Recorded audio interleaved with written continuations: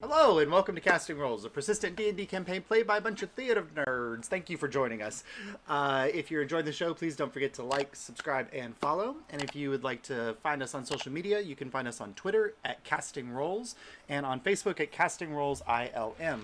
And if you want a one-stop shop for all of our information, you can go to our website, castrolls.com. We stream here on Tuesdays at 7 p.m. Eastern Daylight Time, or Standard Time, depending on what time of the year it is, because America and their silly Daylight Savings Time changes.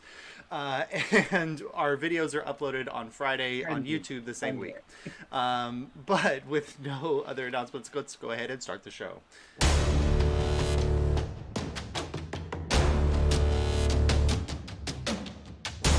So, ticket takers, after finding your way to the bustling cosmopolitan metropolis of Hightower, spending an evening at the Absent Rapier Burlesque show, you made your way to the local, by invitation, to the local adventuring college.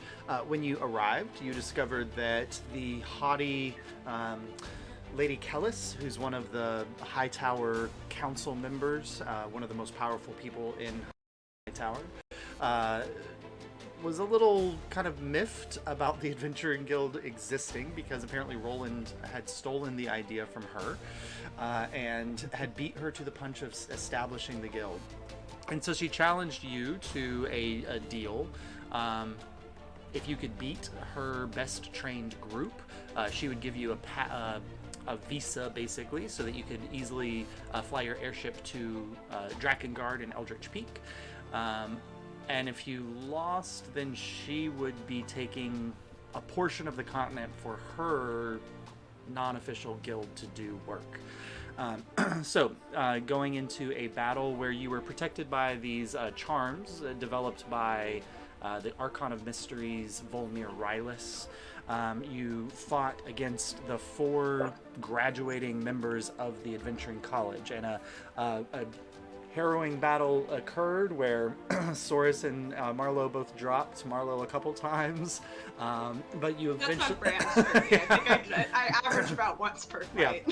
Yeah. But you came away victorious and kind of surprised. In our defense, Abel and Kaimana didn't take a single scratch. No damage at all. You came away victorious, and with Lady Kellis kind of admitting defeat, there was suddenly a scream from the audience as somebody realized that one of the other team members was not reviving. You checked the person, discovered that they were no longer with us, and that the charm that was meant to protect them had been tampered with. And so we ended with Lady Kellis saying that she would like to hire the Adventuring Guild to solve the mystery of how this happened. So, ticket takers, they're at the scene of the battle with Volmir's there, Lady Kellis is there, the 3 members of the group are there, and they sent somebody off to go get a cleric who could resurrect them. Because even though they had a cleric, she's not high enough level to have that level of resurrection spell. What would you like to do, or who would you like to talk to? How would you like to go about doing this? I think the first thing we need to do is see...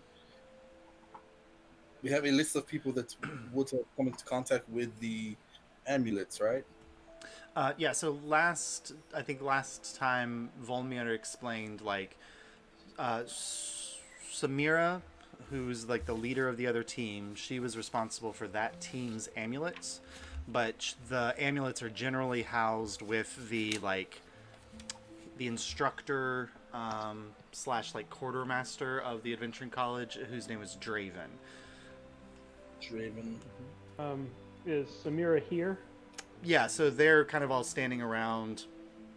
Samira's kind of off by herself a little bit, but the cleric and the Kinku are standing there, and they're kind of looking very upset over their friend. I will go to Samira. Okay. And say, we have a couple of questions for you. Of course. What would you like to know? Did each individual have a specific amulet, or were these handled out randomly? No, so I got them this morning from Master Draven in a box, and then handed them out before the match. So there wasn't reserved for our favorites amongst you using them? No, they're just general equipment used. Just kind of reach into the box and give them out. I put mine on first, and then gave the rest to the rest of my team. Is that the same box that we got our amulets from? Volmir gave you your amulets. Okay, so different. Okay. Yeah. Do you know of anyone who would have issues with you all as a group? Seems like it may not have been a specifically targeted attack, but maybe they wanted to send a message to your group in general? I mean, perhaps. This is a very competitive environment. And as you saw, there was a bout that happened to determine who would be the first graduating group. And we won. And you saw the level of sportsmanship from the leader of the other group, so... No offense, I don't think any of them could have pulled off this level of magic. You're all talented. This is crazy. So you're implying that I have the ability to carry off such a magic? No, I'm saying none of you do. Oh. Unless... Hold on. You're hitting something right now. I believe that you might underestimate my own abilities, or the abilities of many within the college. I think you actually underestimated ours a little bit, huh? Yes, well, if you hadn't sent the rat after me within the first 5 seconds of the battle, perhaps you would have seen something a little different. All fair in love and war. Yes, and that's past us now. I believe... Doesn't seem to be past for you. She kind of shoots you a look. Mar. She brought this up. Listen, I know. That wasn't gonna be shitty. She just bitch slapped this guy to the afterlife. Calm down a I'm little. not bringing that up if no one else is. I'm hoping everyone forgot. Well, since we don't know exactly how the amulet was tampered with, let's just leave all of our cards on the table for now. What is the name of the leader of the other group who was less than sportsmanlike? Well, that would be... Let me go through my thing, because I wrote it down, and then... Was it the fighter? Yeah, the female fighter who... Drya. Drya, yeah. Drya stormed off. I know, I had it written down on my notes, yeah. Drya stormed off, because at the end of the fight, yeah. Okay. While everyone else was, like, doing the good game, good game, good game. Yeah, and we heard that she got kicked off by Samara in place of the Aasimar fighter, Thomas, right? Yes, and Yes. Samira said, yes, Drya used to be a member of my group, but Thomas came to the college 9 months or so ago and proved that he was a better fit.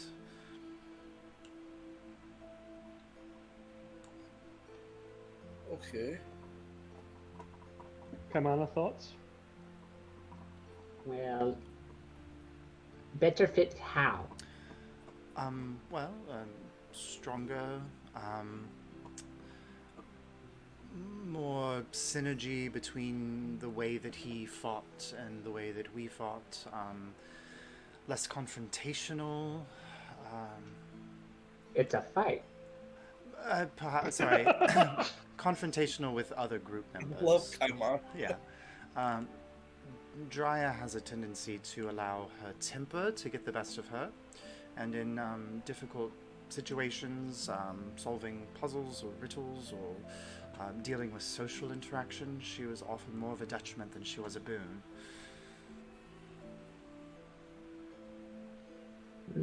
Perhaps we may want to go speak with her. And the teacher. In Draven? Draven, Mhm. yeah. Yes. I have another question for the High Magister. Yeah. And he's Volmir's standing there. He's looking over the amulet and like examining the work that was done to tamper with the back of it. So I asked him, was the thing vandalism or sabotage, in that the difference being vandalism is I take it and scratch it and hope it messes up, versus sabotage knowing deliberately exactly what to do. Basically, what level of expertise it would take. Yes. Well, looking at it, it's clearly haphazard. But the individual understood the runic components of the charm enough to specifically vandalize it in a way purposeful but not cleanly executed, if that makes sense. Well, ma'am, Some degree of skill, but not an expert. Yes. So we can rule you out. Yes. I have no interest in I don't think killing. he'd fuck up his own work, to be fair. No, I wasn't expecting it, but keeping to all possibilities open. be fair, anybody being, of course, who's handled the devices, being potential suspect, this would look very poorly upon me as the Archon of Mysteries to develop something that would then kill somebody who wears it. So, do the students have enough understanding of the runes to?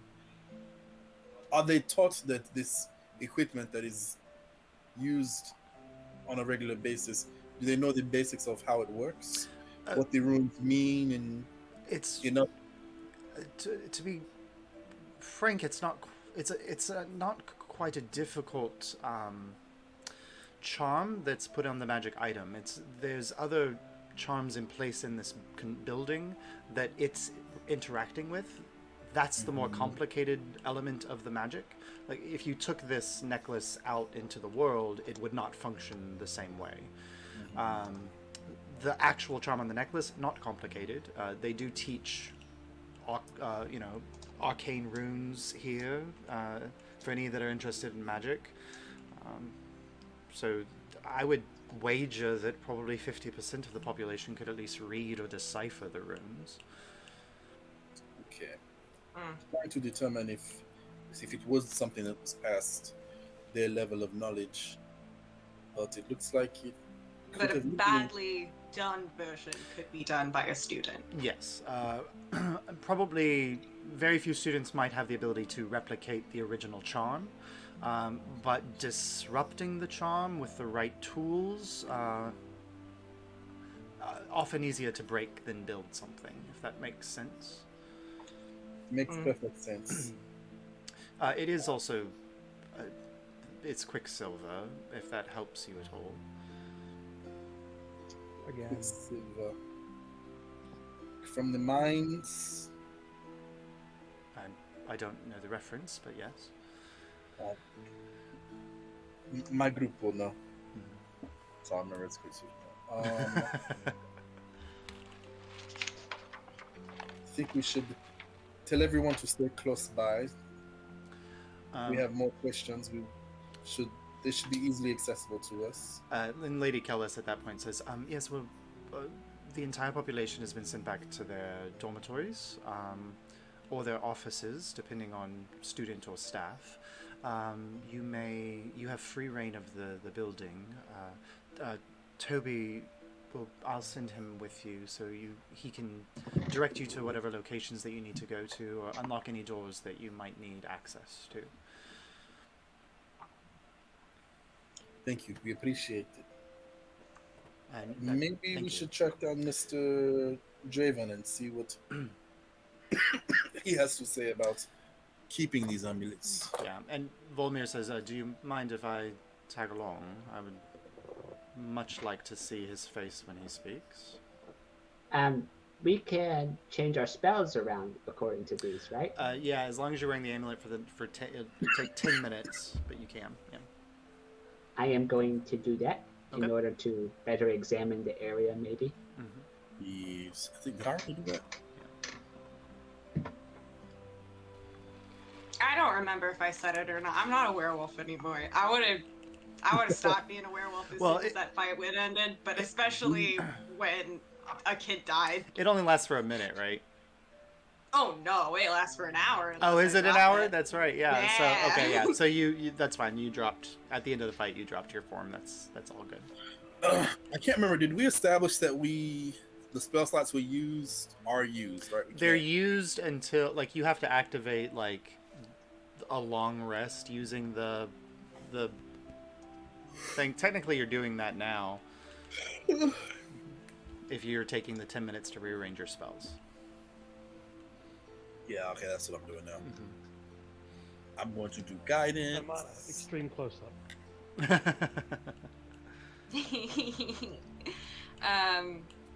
Okay, do you wanna? Okay, so you guys take 10 minutes and allow your spellcasters to get their things in order, and then where would you like to head off? Okay, how are we doing this? We're like good cop, bad cop, or we just going in really nice? Really just like, oh no, what happened? This is terrible. Like what's the plan here? I think we should interview many people, Mm-hmm. so perhaps our prime suspects don't think they're being singled out. That's smart. Maybe split up and just talk to a bunch of people really quick. And if I talk to some who aren't our suspects, I might be able to glean some useful information about our primes. Do you think this guy- Mechanically, metagaming, using my ear to the ground trait. You think this guy himself would be useful in this? Yeah, especially if you could find somebody who works here who happens to also be a member of Vox Populi or some underground organization, that would be useful. Ooh. Somebody's dealing in contraband in this place. I know they are. I which can means go they have a intimidate combination- some students and really, I'll either get that they're storing alcohol in the dorms or I'll get something useful. Mar just turns into a werewolf and like walks through the No, halls Mark of the walks in and just dormitory. goes,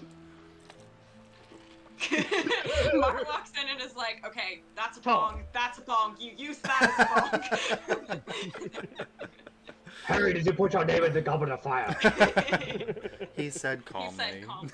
Oh, John. Sorry. No, I love that for us. I would like to see where the amulets are kept. Okay, that would be Draven's office. So if there's if you guys are planning on splitting up, who wants to go to Draven's office? I'll go with Kaimana. Do you want to take Volmir with you? He's offered, but Yes. Yes. okay. So Volmir, you two and Volmir. Marlo, where would you like to head off? I'm gonna go talk to the students and hopefully see if I can find Drya. Because I feel like I can get through to her with our like, I'm a bitch, you're a bitch. Let's be real with me. So Toby tells you like the upper level dormitories are, and he kind of gives you guidance to head to the upper level dormitories. He Great, said, and I'm just gonna start banging on kids' doors. okay. And then Soris, where would you like to head? I'm gonna go talk to staff to kind of, because like the people like in the kitchen. Okay, kitchen staff.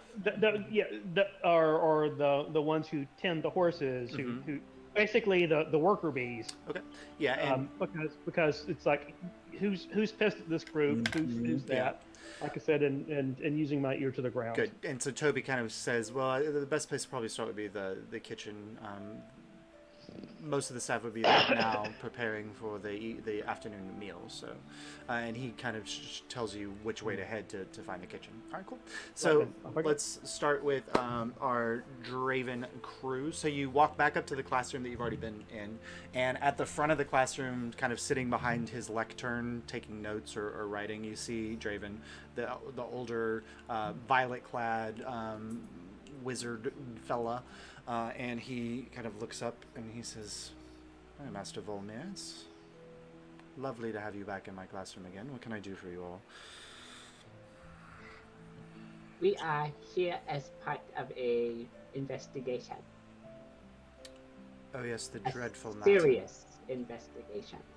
Yes, the dreadful matter at the graduation ceremony, I've heard. And you think, of course, I have something to do with it. Is that what that is? No, we think someone entered your office without permission. Well, you're more than welcome to see where I store the devices. He kind of stands up and there's a door off to the side, and he takes out a key and unlocks it and opens it, and he walks through, and you find yourself in a fairly large office lined with books, a large oaken desk covered in scrolls and parchments. and then he goes back to behind there, and there's another door that he unlocks and opens, and you just see a kind of a small storage closet, and on a couple shelves you just see these square, or these, you know, kind of mahogany boxes, and he says, this is where we keep the necklaces. Ah. You have a lovely office. Thank you. Perks of being a private school instructor, perhaps? Indeed. Josh, would you describe the office to me in detail? Yeah, so at the center of the office there is a kind of large, like, Resolute style desk, but you can't even see the top of it. It's covered with parchments that have half-written notes on it, or spell scrolls, or all kinds of things. There's inkwells everywhere with quills kind of spread around. A couple of the desk drawers are, like, jimmied half open and stuffed with stuff. And then there's just, like, piles of books on the floor, or behind the desk, and then two of the walls are just solid bookshelves. Most of them with leather-bound books, but there's a few shelves that have, like, odd trinkets. There's a skull of some kind on one of the shelves. There's gems and mechanical constructions that almost kind of look like the kind of stuff that Abel builds type thing, like maybe he was messing around with, like, artificing or whatever, and that's kind of all over the place. There's a skylight that is letting in a little bit of light right now, and it's falling on an area of the room where there's a sundial that's giving the kind of a track of the days, but it's like this beautiful gleaming sundial, but that's kind of the general space. No potted plants? Oh yeah, so there's a couple small plants that look maybe like they have been in need of water, and there is a rug underneath the desk. I'll go around and water the plants. Okay. He's shaping water, which, like... Yes. Okay. And so he just kind of watches you out of the corner of his eye. And you did say that he pulled out his keys. Yes. And unlocked these series of... Okay. Ed, you did a inventory of the devices at some point, didn't you? They're typically returned from the days of training in the evening, and I will do an inventory in the evening, and then the teams who would need them that day for their training or instruction come to check them out in the morning. So, and there must be a log of some kind. I mean, I do keep and he kind of goes to his desk and pushes a couple things aside, and he says, "This is all of the people who've checked out the necklaces in the last few days. Mostly Dry and Samira's team, but yes." Ava, would you please double check this, make sure there's nothing inconsistent? I'm not so good with figures. No problem, my little friend. And I'm going to try to give Abel a look that's like, keep this guy distracted. Yes. So like maybe knock some stuff off of the desk while you're doing this. So I'll wave him over and I'll say, "So what am I looking at here in this log?" Let's chill. And as I sneeze, I am going to cast Speak with Plants. Okay, make just a sleight of hand check or a deception check, either your choice, on your ability to cast the spell without being noticed. And he glances to, like, "Oh, bless you. Sorry. Well, it's a list of names, and then That's it is a 23. Okay. Let me see. He's not super perceptive. He uses wisdom as a dump stat. He rolled a 3. So he doesn't notice what you're doing, Kamana, so you're good. And he says, "Well, it's a list of names. These are people who've checked out necklaces, and this is how many necklaces they checked out." Okay. And who writes the names down? Do you write them? Do they write their own names? Generally, I would write them, or Samira would just sign out herself, or Drya might sign out herself, or one of the other team captains would. But I check typically. Yes. It's not a very strict or regimented log here, I see. No, there hasn't necessarily. While powerful magical devices, not exactly, like, not worried if one gets stolen because it's worthless off campus, if that makes sense. So no, it wasn't strong security. Is each pendant, is it numbered or tracked in some way? Or you just say, I grabbed 5 pendants. You would know which 5 were specifically taken. He kind of glances in Volmir's direction, and Volmir says, well, each one has its own kind of identifying marker, but depending on how they're stored, I don't imagine that Draven was keeping an organized structure. And Draven says, no, when they return their 5 amulets, I would just toss them in one of the boxes. They might get mixed up. So they are not individually identified when they're checked out. And as you're looking at the list, as you're looking at the list, you notice that so the fight that you all witnessed happened probably around 11 or 12 in the afternoon, and then your fight was like an hour later at most. Both of the boxes that were checked out today were checked out at 8 o'clock this morning, like when it first opened, or when he first opened his place. So there was a 4-hour period between when they were checked out and when they were used. To metagame for a second. Yeah.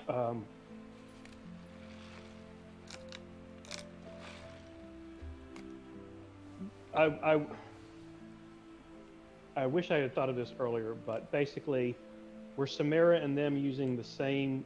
Did they change necklaces between bouts? That'd be a good question to ask Samara. Yeah.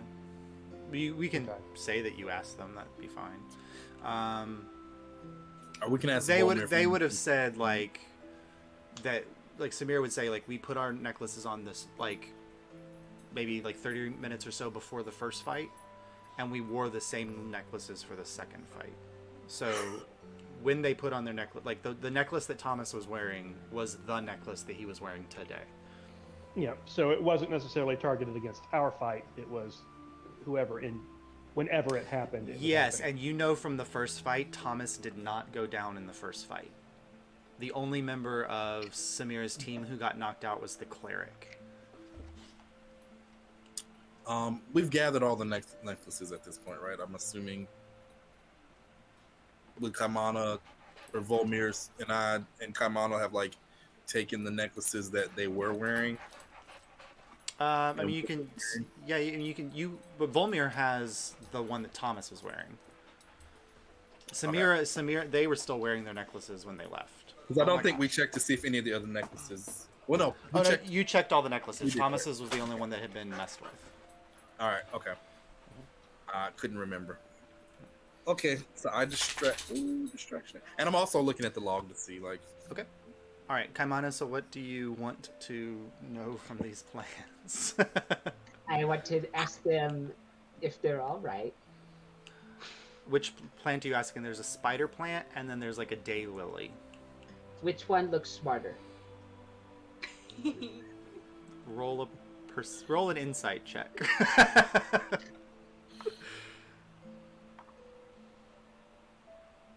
At some point, I want to investigate the cabinet. That's a 7. The spider plant looks pretty. The daylily looks like, even with your water, it might not survive the next day or two. So, spider plants are pretty hardy, even without being watered all the time. Okay, I will ask it if it's noticed anyone aside from Volmir, the mean guy who doesn't feed it enough in the office. Okay, so the plant for hey man, we're good. There are people in and out of the office all the time. Probably 3 or 4 this morning. What about ones who were here when Volmir wasn't? You mean Draven? Well, Draven. It's kind of hard to tell. Is Draven the one that doesn't water us and is supposed to? Yeah, that's him. Oh, yeah. Yeah, there's sometimes people in without him being here. This morning? Yeah. At least 2. Was it towards when the sun is highest or earlier? Let me just. They do know the weather pattern. I'm just checking what limitations there are to what they would know. Yeah, it says. Well, and like you can tell that like the way that the skylight is situated, it's in such a way that it gets the full range of motion of the sun. So it's always on the where the sundial is in some way. And so he's like, it was just as right after sunrise. So like 7:30-ish this morning. Yeah. And can you see? I don't have eyes. Got good roots though.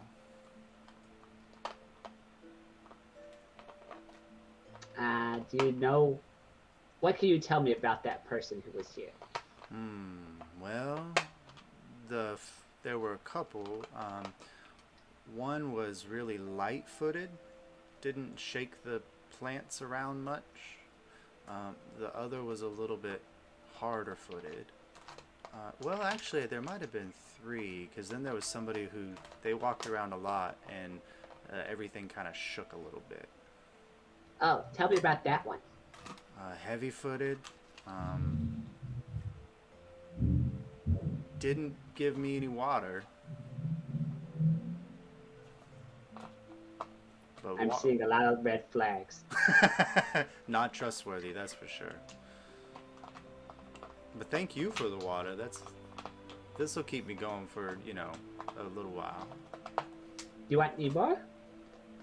No, you overwater, I turn all yellow. Okay. Well, good luck. Well, you too. I'm going to cast Healing Word on the other thing. Okay. And I'm going to be a little obvious about it. Like the collapsing daylily with like its wilted like flower that's already just all the petals have fallen out of it, so it's just the green, like the once green stamen or whatever. It perks for a second. You see just like a little bit of new growth coming out of it, and you can hear the plant because you have speak with plants. You just hear this "thank you" from the daylily plant. Oh wow! Do I need to cast it at second level?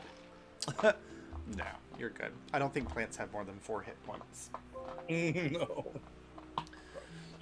But you do see some growth coming from it now. So. Okay. Well, I don't know that he saw the 3 people, but do I see anyone that morning that signed into this little logbook? So you only see 2 names listed today. You see Drya and you see Samira. They were the only 2 teams that were competing. Based off what you guys heard about this, is that this had been there have been battles over the course of this week between all of the competing potential graduates, and that those were the 2 finalists, and their battle was the only one that took place today. Other than, of course, when you guys showed up and threw out the schedule a little bit. Where's my message? Okay.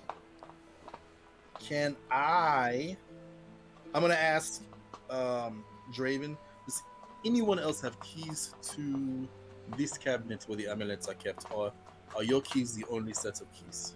I imagine oh my god, Sully. I imagine the head butler might, perhaps. I know he has a key to my office. I believe probably has a key to the storage closet. What is the name of the head butler? David. Just David. I don't know his last name, no. Oh, okay. And is the cabinets normally locked? Is my storage closet, and like you've looked in the closet. It doesn't look like he's storing anything in there other than the necklaces. The rest of the storage closet's pretty empty. Okay. So there's like some random like dried herbs or whatever, but for the most part it looks like there's these 2 large boxes that you've flipped through or whatever that have maybe 10 necklaces in them each. Okay. Can I investigate the storage closet for Can you fingerprint the storage? Is that a thing in D&D? Are you looking at the closet? Or are you looking at the amulets in the closet? Or I mean, you could fingerprint, but I don't know if you have any like fingerprints to compare it to. Like, Well, I'm looking. Yeah, we these would are just fingerprints. pull up Yeah, the do some DNA tests. pull up the Alyrian database on fingerprints. No, I mean, if you had dusted the finger, I mean, if you'd tried to investigate the fingerprints on the necklace, but at this point, like, everybody's touched this necklace, so it might be a little difficult. I mean, Yeah, you and can that's try. when like so many people come in and out of this closet. It seems like it's not really well guarded. No, area. and you get the sense that like Draven might not even lock his office that often. Like, he doesn't seem concerned about people kind of willy-nilly coming through. I mean, his room looks like it's like a hoarder central. And it's just, there's just like stacks of books and paper. It doesn't look like anything of too much value is here. Yeah. All right, one more thing. I'm going to ask him. You don't seem too concerned about the fact that Thomas, one of the college's students, has lost his life. You seem very aloof about the situation that we are faced with.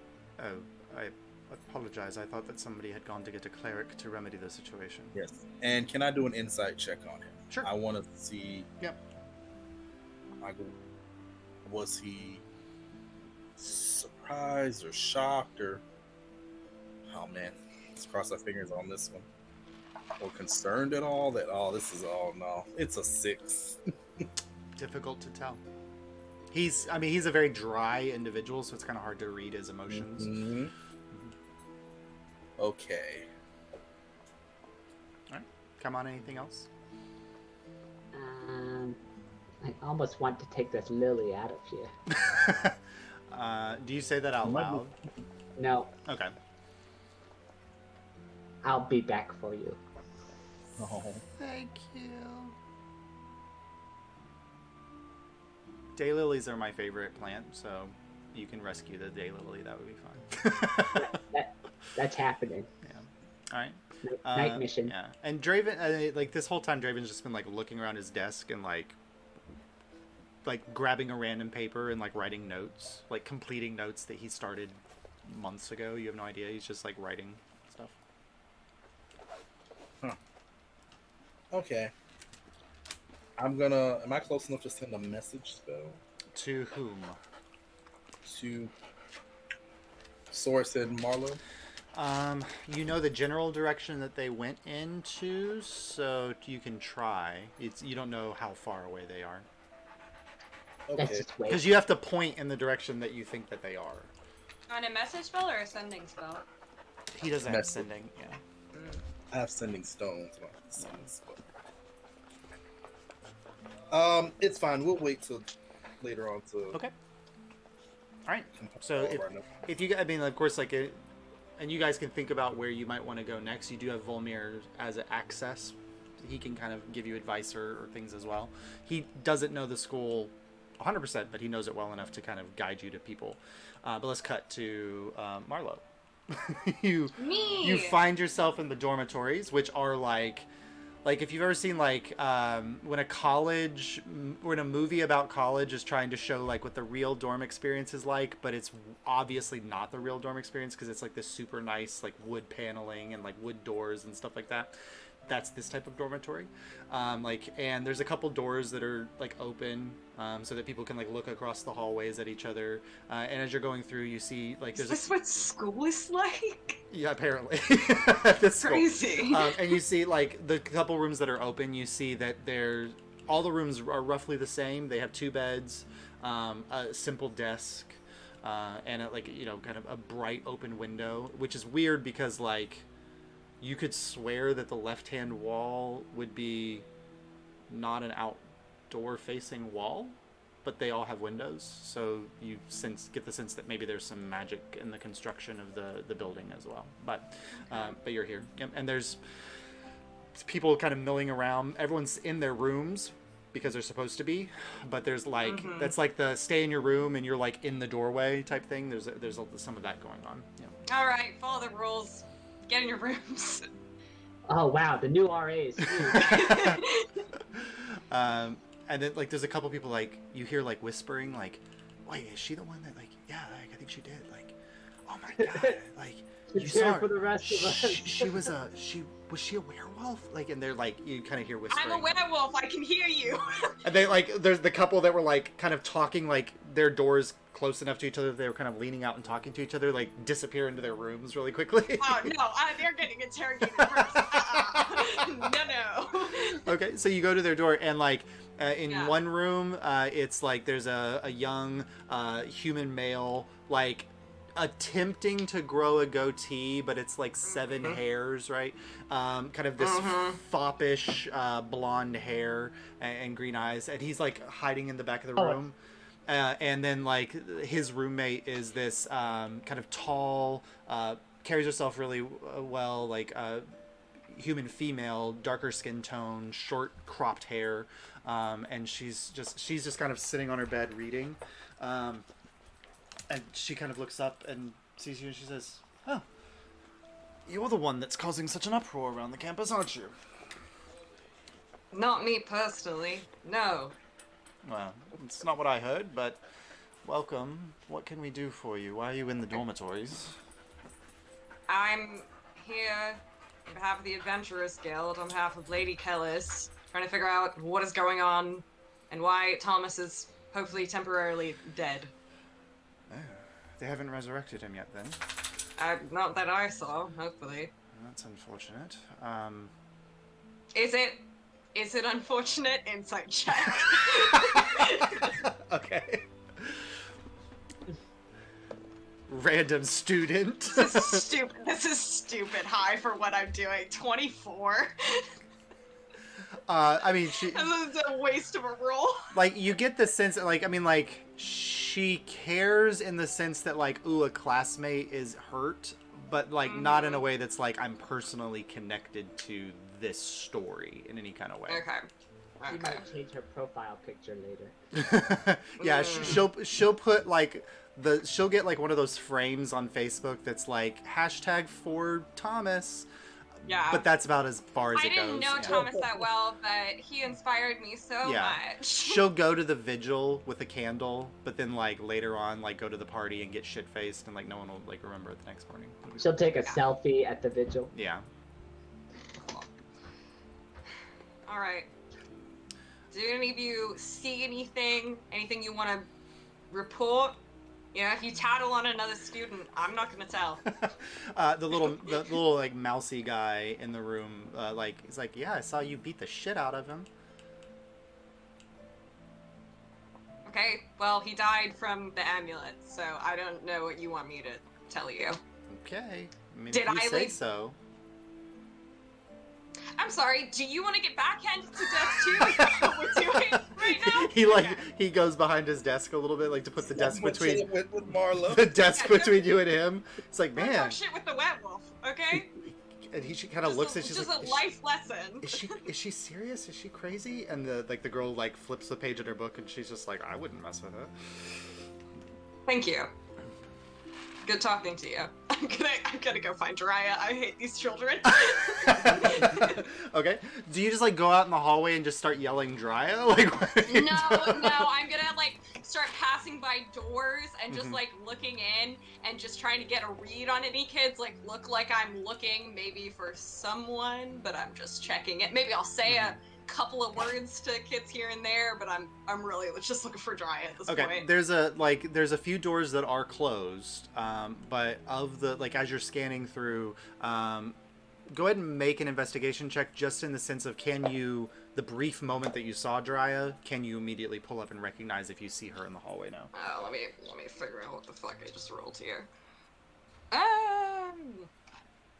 Did you say investigation? Yes, your ability Great. to recall information and like That tie is it to what you're a seeing. 13.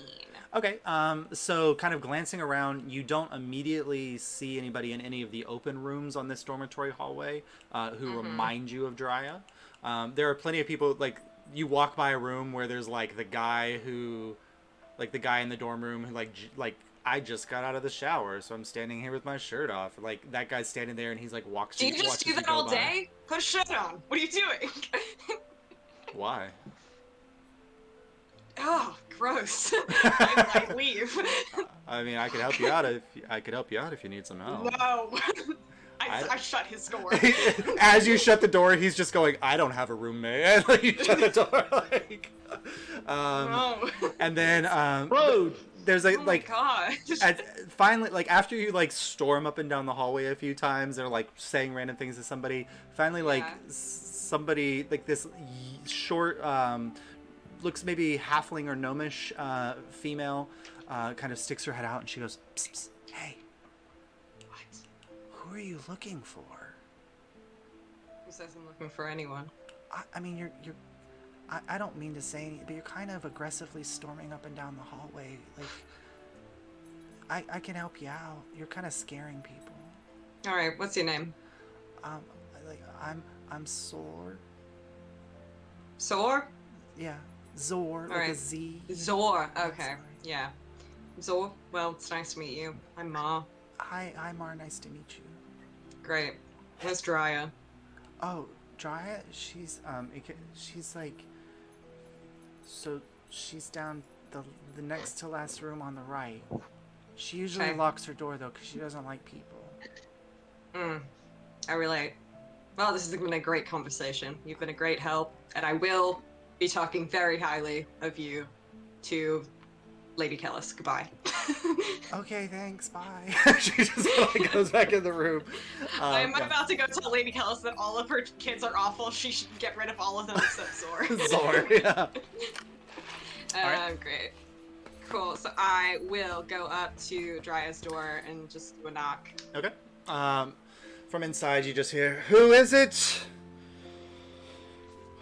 One of the Adventurers Guild. Can I talk to you about? About what? Just want to just fucking open the door. I can talk to you, not outside the door. Yeah, just a minute. And you hear kind of rustling inside, and then the door kind of opens up a little bit. She's like, "Okay." Cool. I'm guessing you saw what happened earlier? No. I didn't watch the second fight. I had no interest in it. Oh, interesting. Well, your classmate's dead. Hate to inform you. Yes, I heard. Yeah.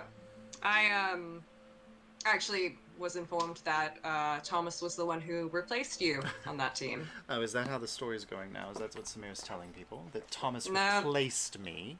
That is what I simply if you have a different version of the story, by all means, I'd love to hear it. no. Samira sucks. I will give you that. Yes, thank you. So you've known her for, I don't know, an hour, and you already know that she's a nightmare. I had one conversation with her. and I figured that have out. no interest. I had no interest in being with her anymore. She was bossy, and she told people how to behave all the time, and she tried to control me. I get angry. That's what I do. It makes me stronger. She didn't like that, so we didn't mesh. I found a better group, or formed my own group. I didn't want to be told by Samira what to do anymore. That's bad. Well, alright, you know the students better than I do. Do you know anybody who would have the kind of magic to pull off something that's like a good enough room to turn off one of the amulets? Any good magic users that you can think of? I mean, weren't we just talking about one? Yes, other than, I mean, listen, she's on my list, but like, other than her. Well, nobody's gone through the cloister other than Samira. Okay. Draina is a pretty powerful magic user, but I believe that her magic comes from a different source. There's a couple second-year students who show promise, but I don't know at that level. My understanding of magic is relatively limited. Okay. Any one of your teachers that, like, seems nefarious, maybe? I mean, yes, it's a private school. Alright. Literally, never really had formal education, but you got me there. Well, they're all in it for the money, if that makes any sense. And Oh no, this place is my worst nightmare. This is my nightmare, all of this, but you do you, I guess. Okay. So... did they say how... I mean, Thomas was wearing his necklace. How did he possibly die? Right, so someone put a rune on the amulet that kind of changed it, right? So when someone backhanded him to death, it perhaps what was supposed to prevent him from dying, in fact, actually burned the shit out of him and killed him immediately. That's... For the first time, you see kind of the hard countenance that she's had the whole time kind of like soften a little bit. And she finally is like, okay, come in here. And she directs you to come into the room. And you notice that like every other room that you've found has had 2 beds. Mm-hmm. Not Drya's room. Respect. and like she like where the other bed would be, she's got like a punching post. And you can just see like wood that's just splintered. And she's like, rad. Yeah, like, yeah. And you get like respects like. Yeah, you get the sense that like while people call her a fighter, that she might be more like a barbarian. And so like you kind of get that kind of anger sense from her. And then but on her desk you see a box. And she kind of goes over to it and she says, this is the necklaces that we wore during the fight. I've collected them from my team. Mm-hmm. You're more than welcome to look at them. Do you think... I mean, we all went down in our fight, so surely ours weren't tampered with, but you... Right. No, let me look through just in case. Okay. I'll look through. Is there anything that seems remotely off about these? Go ahead and roll an investigation check. Oh. 20. No, 20. Dirty. Yes. Okay, the necklaces, no. But as you're kind of shifting through the box, on the side of the box you see something and you're like, what is that? You put your thumb on it and move it down. Quicksilver. Ooh. Okay. It looks like it's spilled and maybe either like came through like a slat in the box and dripped in, or somebody was doing something in the box and Quicksilver splashed or something like that. Shit. Okay. Actually, you've been a great asset. Can I have this? Yes. Will you sign it back in for me, or do I need to sign it back in? I don't... Draven's What? kind of a dick about these things. What? This is evidence. I don't care. Here, keep the amulets. I need the box. Okay, so yeah, okay. You'll just take it, and she just kind of shoves it all to you, so she takes it. Okay, yes, fine. Great. Thank you. You've been a great help. Thank you, as you're storming out the door. Good. All right, meanwhile, Saurus, so you find your way to the kitchens. Yes. All right, and what are you doing in the kitchens?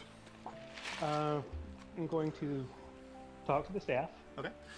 So immediately, like, there's people who are setting up, like outside the kitchen, like the general dining hall.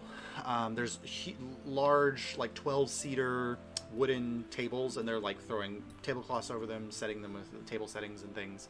So there's a few people out doing that. In the kitchen itself, there's people furiously cooking or preparing food. There are a couple people who look like they're overseeing either what's happening in the dining room or what's happening in the kitchen. Overseer for the dining room. Okay, a gentleman, older, like very light hair, clean shaven, spectacles, and he's no, don't do that. That's not... Did no one ever tell you that the spoons go on the inside, not on the outside? Please fix, please. Yes, who are you? I'm with the Adventurers Guild. I'm here at the behest of Lady Kellis to investigate an incident that happened.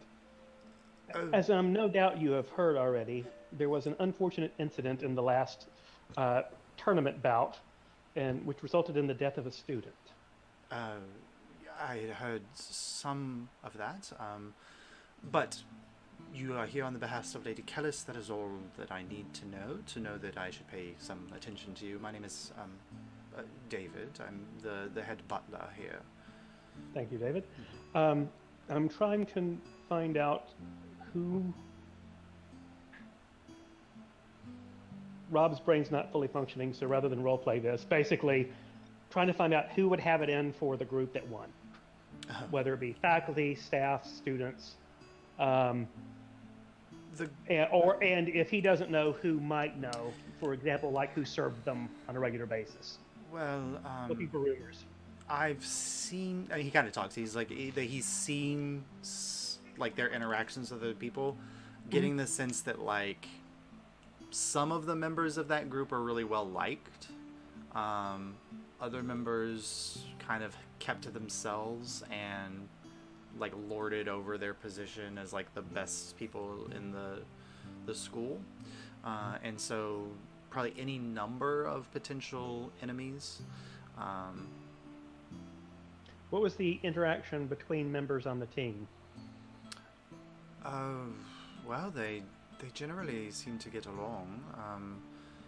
Samira, she always kind of held court on her own, and they would sit with her at dinner time. Thomas, not so much lately. He was sitting off with another group the last week or so. And who were they? I believe, I don't know all of their names because some of the students are so new. There was a few first years there, but it was one particular graduate, like a member of the graduating class on Drya's team. What was her name? May, I believe. Okay. Was May the cleric? No, Draina is the cleric on your team. This is a new individual you've heard about. She's okay. She's a half-orc and female, kind of greenish blue skin, braided long hair, quite unmistakable. But Thomas started. I'm not quite sure. Susie, come here, and he kind of waves over at one of like the ladies preparing the thing. He's like, you pay much more attention to the dramas around the school. Can you answer this question? And he turns off, and Susie's like, oh yeah. Well, if you want to know, apparently Samira and Thomas had a little bit of a falling out. They did, and so Thomas was like, he didn't want to put up with Samira's little attitude anymore, so he went off and he was sitting with another group of people. May, Draina sometimes was over there. Colin, and Thoreau. They kind of formed their own little alliance in the last couple of weeks or so. Did you ever get the hint of romance between Thomas and Draina? Or Thomas and Samira? Or Thomas and May? A little bit of a romance. Let's say it might be a little bit of a triangle problem.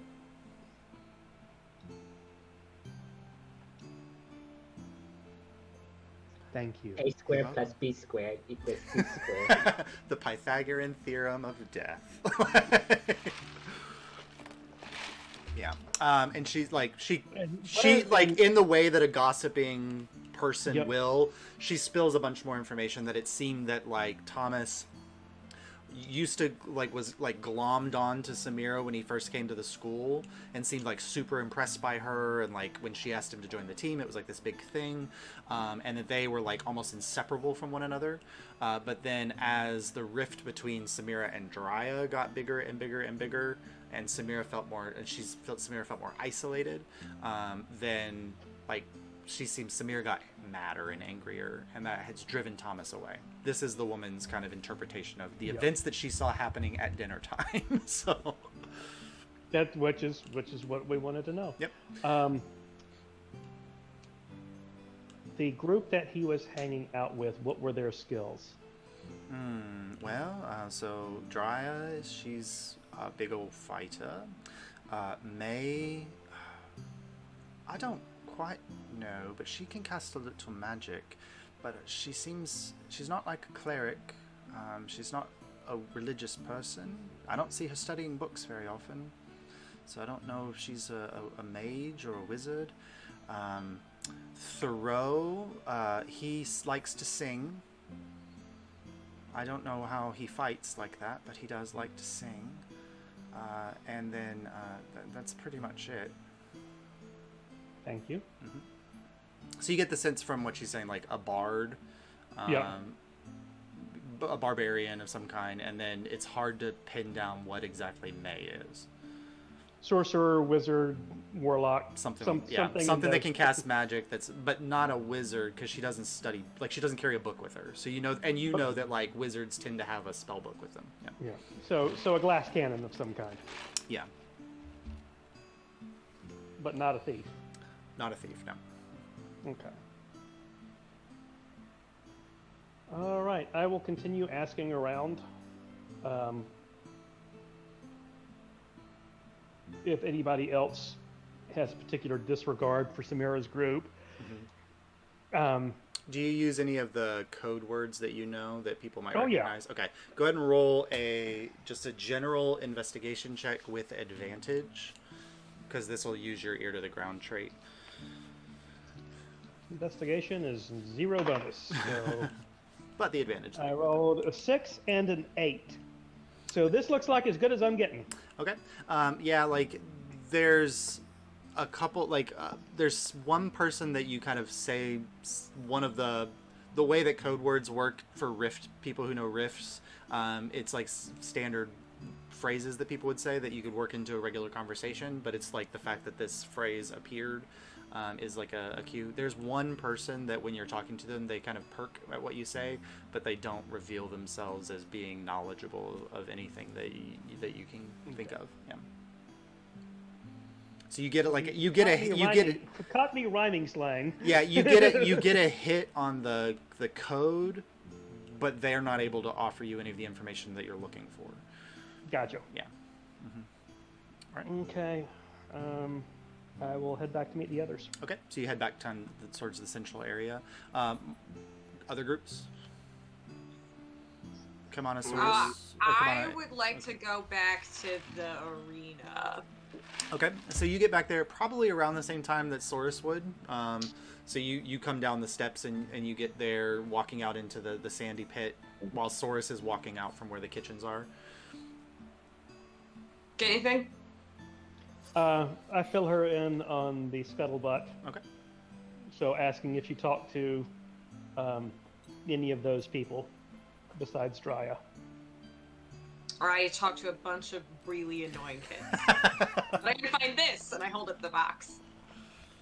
It's a box. Mm-hmm. No, it has Quicksilver in it, but it's Drya's team's box, so that's weird. Looks like it was like splashed a little bit.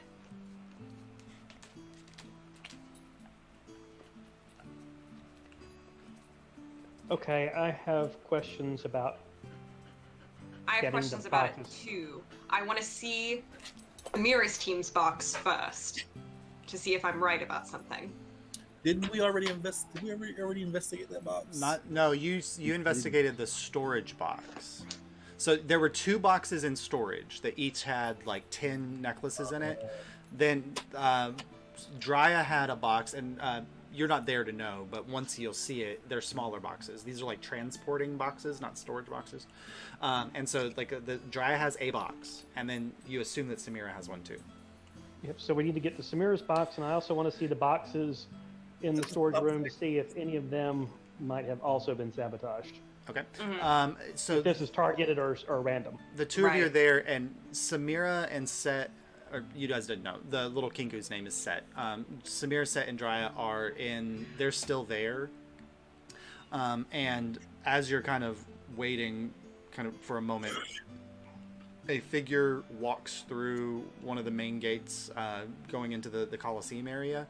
And you see this man in like a white robe, high collar, darker skin, shaved head, carrying a staff, and he's walking in, and like walking behind him a couple steps is this like burly Goliath guy with like 2 giant axes on his back, and like immediately like Samira kind of turns and whispers to Draina for a second, and Draina goes, that's not a cleric, that's not a Tempest cleric, I don't know.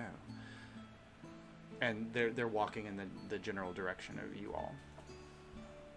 And when they get there, they're like, the man in the white cloak, he takes his hands out of his sleeves, and he says, oh, how dreadful.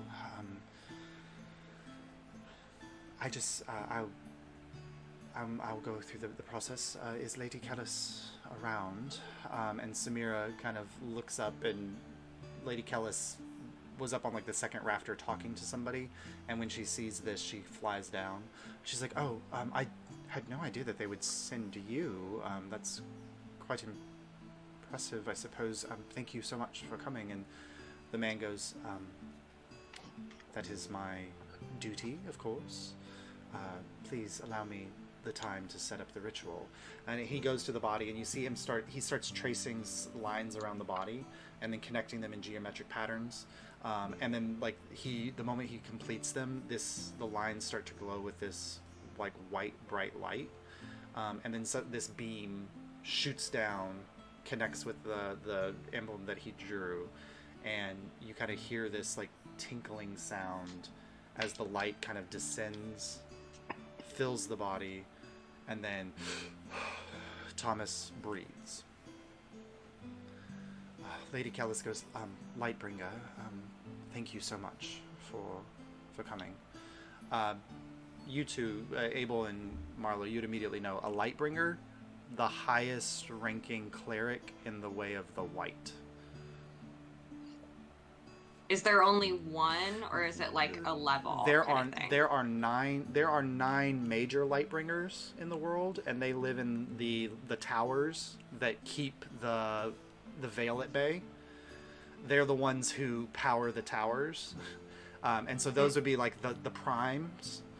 So this guy's not a prime, but he's probably a Lightbringer in training. Okay. Yeah. And you immediately know the guy behind him would be his guardian, because every Lightbringer has somebody that they're paired with that's their like personal guardian that goes around with them, because Lightbringers they have no ability to protect themselves with their magic at all. You were saying, I'm Kamana? going to start using my staff of flowers. Okay. To welcome Thomas back. All right. Oh, so you two made your way back down as well. So like, yeah, as you two enter into the Colosseum, you see this beam of light flash down, and the white clad figure he stands up, and like the moment his eyes open, you just see like this burst of like whitish fire come out of his eyes, and then he blinks for a second and it closes down, and he kind of leans down for a moment, and the Goliath figure like takes his hand and he says, are you all right? And the Lightbringer like, yes, thank you so much. And they share a look that looks very affirming and loving. And then the Goliath kind of helps support him back in place. And then Thomas is there, and Kaimana runs over and starts giving flowers to Thomas, who's kind of coming awake.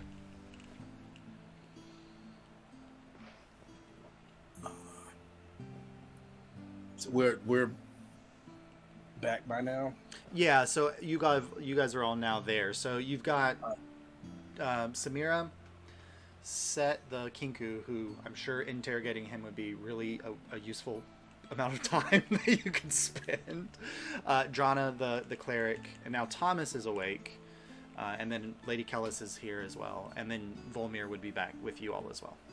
I want to go to Samira and ask to see her box that she had the amulets in. Okay. So she says, I know. I know. Yeah, she says it's in the ready room. If you come with me, I'll show it to you. And she guides you back, and you get to a space where I would really like to stealth away from Thomas. I would really love for Thomas to just not see me and think I was a bad ass. Okay.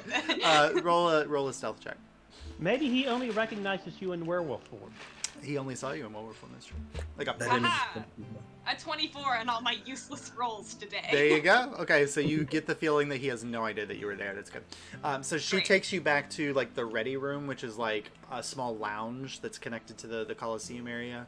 And like you see like there's kind of a couple like settees or day beds or whatever there, and there's a large coffee-ish table at the center, and there's one of those a mahogany box very similar to the one that you have there at the center. Okay. Quick scan of the box. Does it have any Quicksilver on it? All right, go ahead and roll an investigation check. Oh, I needed you to be better. Roll. Oh, roll. I needed you to be a little bit better. 8. 8. So it's it's difficult, like as you're scanning through the box, and it's kind of difficult to tell in this light. There's no like obvious like splashes of Quicksilver anywhere. Not with an 8. It's kind of hard to tell. I'm gonna pick up this box anyway, so hopefully someone with better Yeah, eyesight I mean, can you can carry it with get it. this out. Carry it with you. It's a little dark in the ready room, so. Yeah. I'll turn to Samir and be like, well, it's a great relief that Thomas is gonna be all right. Oh, yes, of course. Definitely. He's seems like a nice young man. Yes. Pretty attractive. You know? Purely professional relationship, of course. Insight check. Yes. Set up. You have to roll against you now. Let's see. I should have to roll a deception check for Thomas. It does not matter. It doesn't matter what you roll. Like Right. Sabira rolled a natural 1 on her deception. Amazing. Which she has relatively high deception, but not like that. So she, I mean, like, the moment you say attractive, like, it's interesting because, like, the look that goes across your eyes is not like, yeah, he's so attractive. The look is like, oh, fuck you too. Like, like, it's like this weird mix of, like, jealousy, but also, like, it's a negative response to what you said. Yeah. So do I get the sense that she is confirming what Soris heard from the like kitchen people? Yeah, their relationship is definitely more than just a professional relationship. Yeah. All right. That's all I needed to know. Well, I'm sure. He's. I guess top of your class. You both must be pretty popular around campus. Yeah, popular also means that you have a target on your back, of course. So. Right, of course. That's how it goes. You understand that, as being as powerful as you are, I'm sure. Yeah, everyone's out to get me all the time. No. I think, but not really. I don't think so. No one fucks with me ever. I definitely wouldn't. If I had known better, I wouldn't have talked so much shit about you all before we fought. You really set yourselves up, but honestly, with better comedy that way, so thank you. And I'll leave. Pardon me if I don't laugh. No, you're fine. Bye. Okay. I'm done with this conversation. She walks back out with you as well, so because she's probably getting the sense that like she realizes that she should not go far away from the investigation or from anything. Yeah. Cool. That's what I needed to do. All right. Anybody else? So now Thomas is there, and yeah, I guess Abel will lean down and check on Thomas. Like, how are you doing? Are you okay? What was the afterlife like? so Thomas he sits up and he's just like, well, I don't really remember much. It's kind of all dark and a blur. Do you know what happened to you? Your amulet failed, and it seems that it was sabotage. Oh, that's the first I'm hearing of it.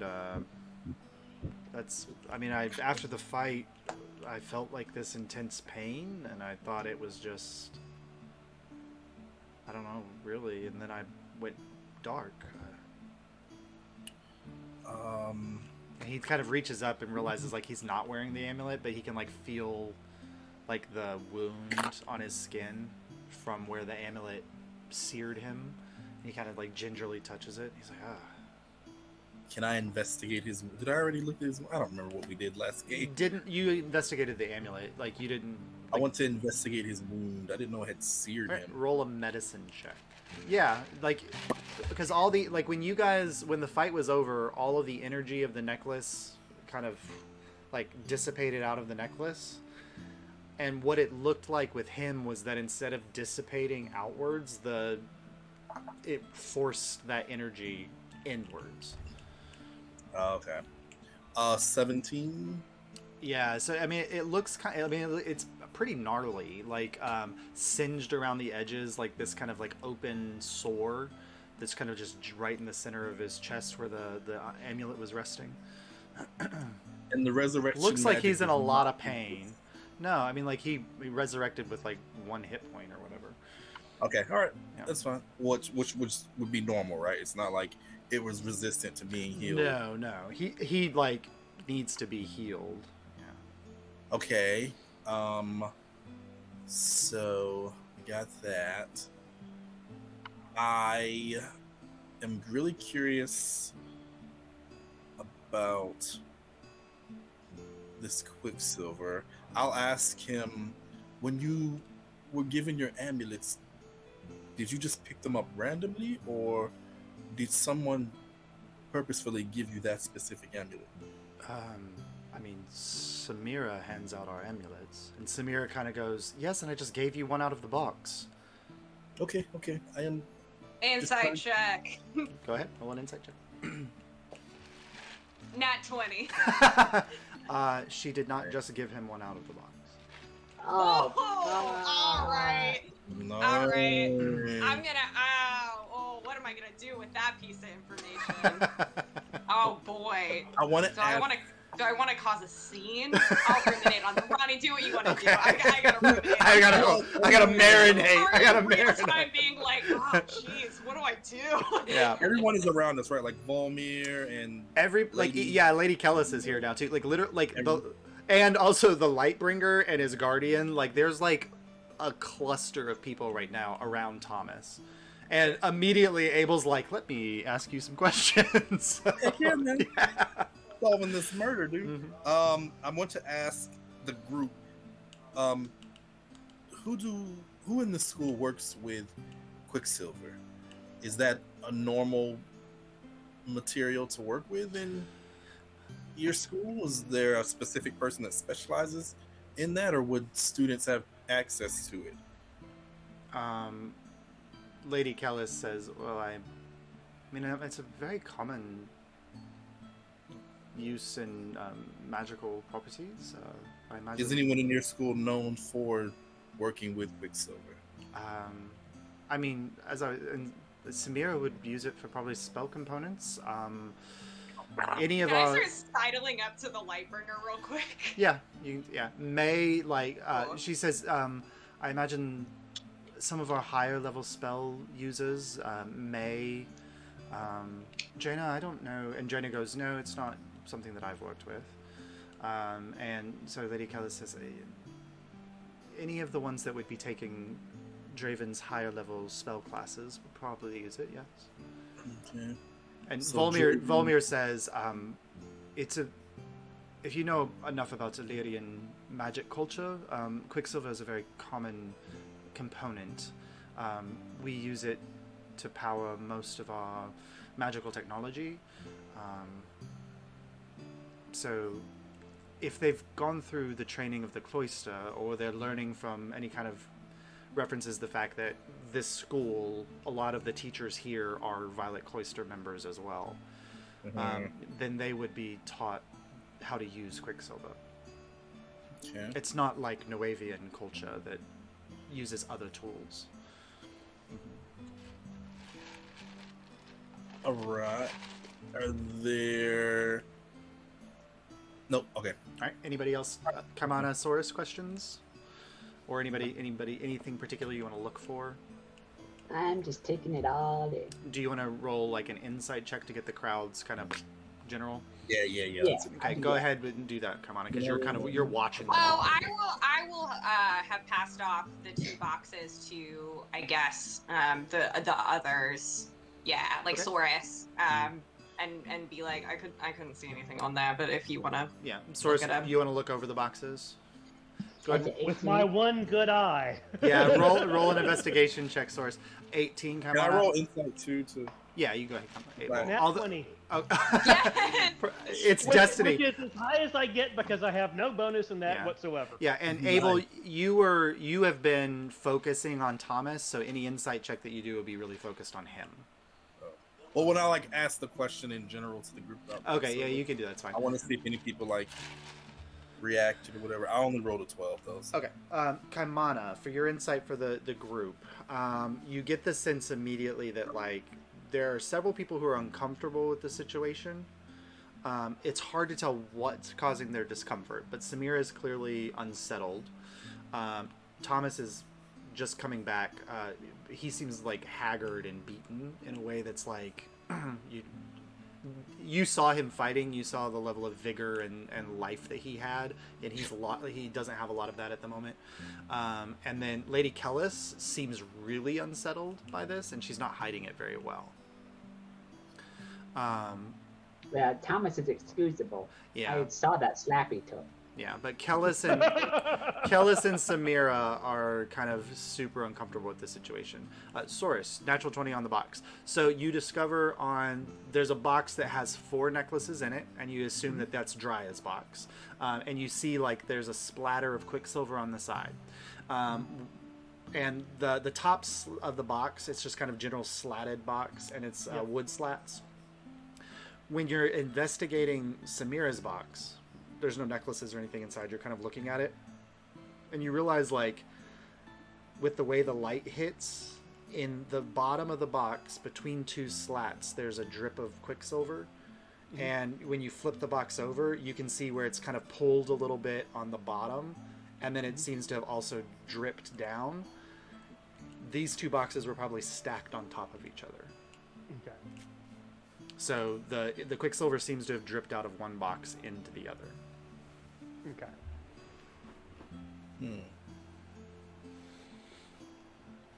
So if on the log that I got, Yep. didn't it say that who was Samira and Jiraiya were the only 2 that checked out today okay? at like 7:30, 8 o'clock this morning. So they checked out. Was Draven there when they checked out? Based off what Kaimana learned, no. There was a third person, though. There was a I third don't person. know. Yeah. Which When I don't saw know. that they checked out. And I wish I did. Yeah. Somebody When I with saw heavier footsteps. That's all you know about him. Because that's all a plant can really tell you.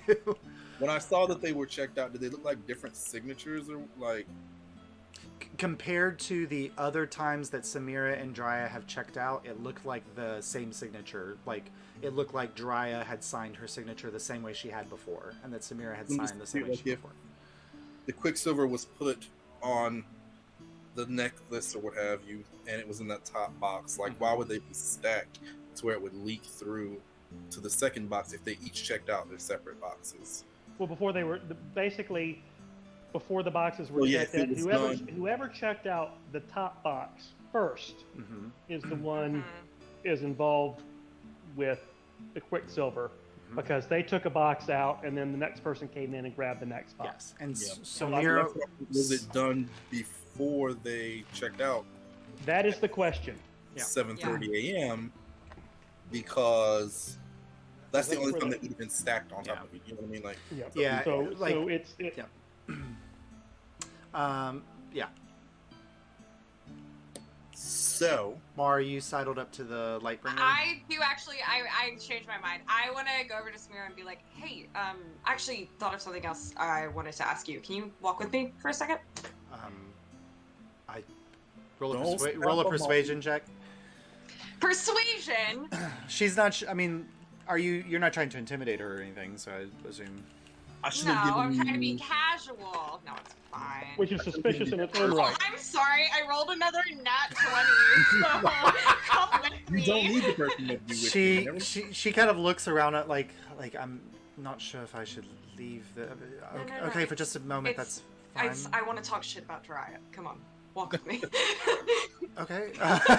So she walks out. She kind of looks, and when she realizes that nobody is saying like stop, wait, or whatever, she follows with a little bit more confidence in your direction.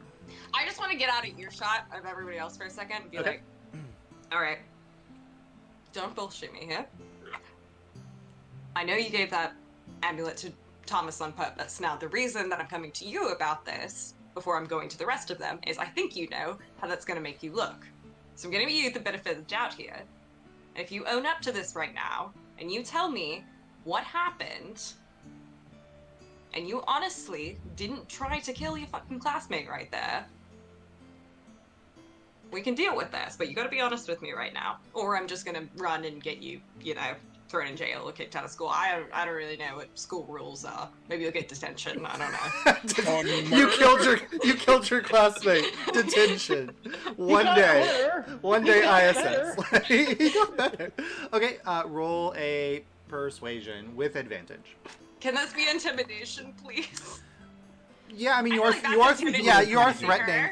The way you were doing it was less threatening in like speech, but you are threatening. So if you want to treat it as intimidation, that's fine. Threatening. Yeah. So, I mean, that's fine. You're not gonna believe me. Did you roll another natural 20? You're not gonna believe me. It's the heart. It's the nat 20. I rolled 3 nat 20s in a row. I'm sorry. Mar is like, I need to solve this fucking crime. I don't think that counts. But... So, guys, you've learned the realization. Gosh, I can't hear you. Oh, did I mute myself? I muted myself. Hold on. Am I muted now? Taimana is stunned. No, you're good. No. Okay, I was so excited I hit the button on my mic that muted my mic. Oh my god. If you guys need to get like Mar on it, just be like, okay, Mar, this battle, we're solving a murder. Oh, no, this will never happen again. I'll go down in every single fight from now on. The mystery will be who killed all these people. And the answer will be Marlowe. So there's a moment like Samira has been stoic. She's been haughty. She's been like carried herself with arrogance and pride. There's a moment while you're talking where you just see like all of that shatter, and she just starts crying, and she goes, "Oh, don't do that! Don't do that!" They didn't say that it would kill him. I just thought that he would be hurt. Okay, so who told you to do this? I don't know if you'll. I'm not sure. Listen, I will believe you on whatever you say, but you gotta be completely honest with me, because if you don't tell me stuff, then I'm gonna go to Lady Kellis, and the story I give her is gonna put this all on you. No, please, no, Lady Kellis has the power to make very bad things happen for me or for anybody else. No, then we'll be honest with them, but give me a way to help you here. I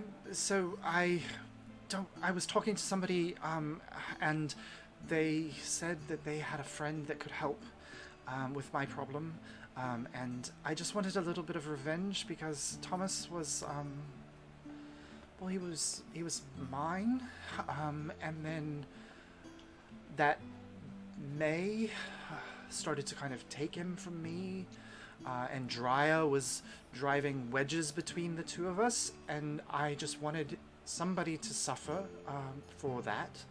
And so I asked for help, and they said that they had a friend that could help and that they would deliver something that could help.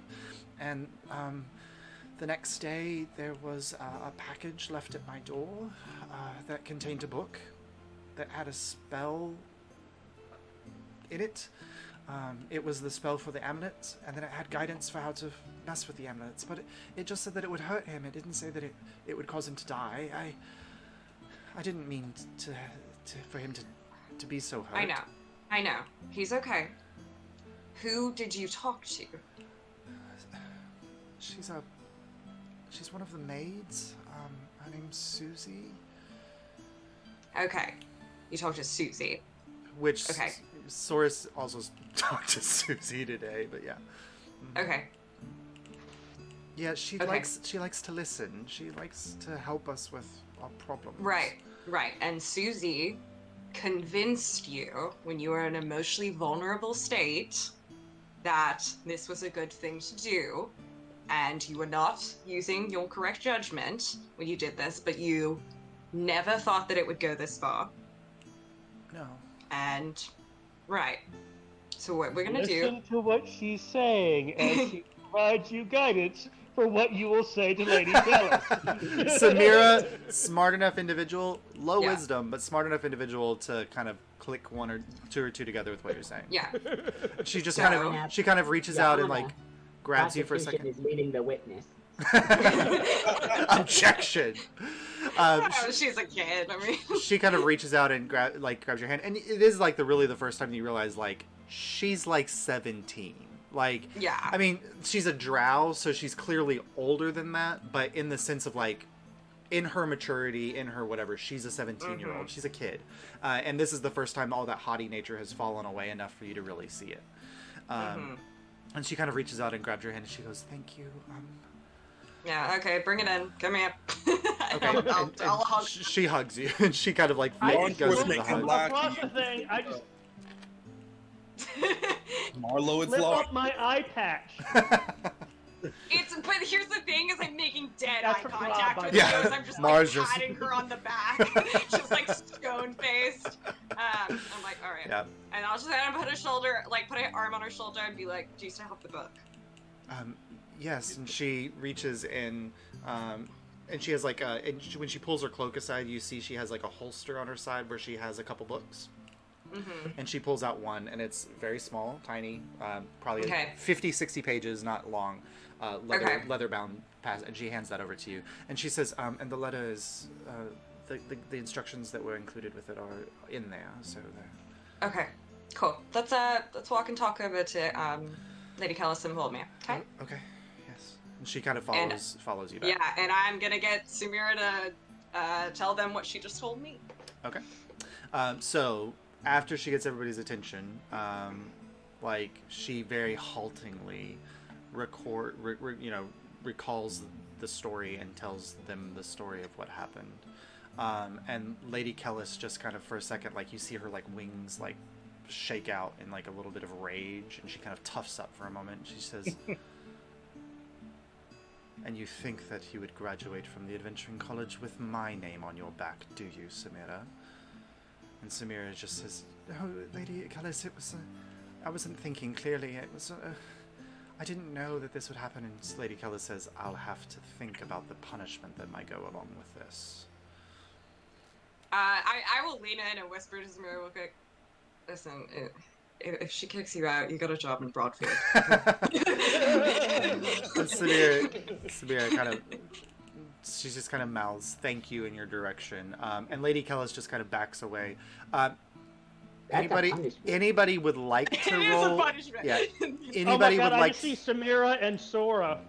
Oh god! A nightmare combination. I want everyone And we they're put in the fighting guild over to be Tarvik. terrible. I want everyone we put in the guild to be like the worst person. Oh gosh. All right. So anybody who wants to, I mean, Lady Kellis made such a dramatic exit from the circle. If anybody wants to roll an insight on Lady Kellis, they can. Heck yeah, I do. So, A 17. Okay. Anybody higher than 17? I got a 1 to make up for my crimes. No.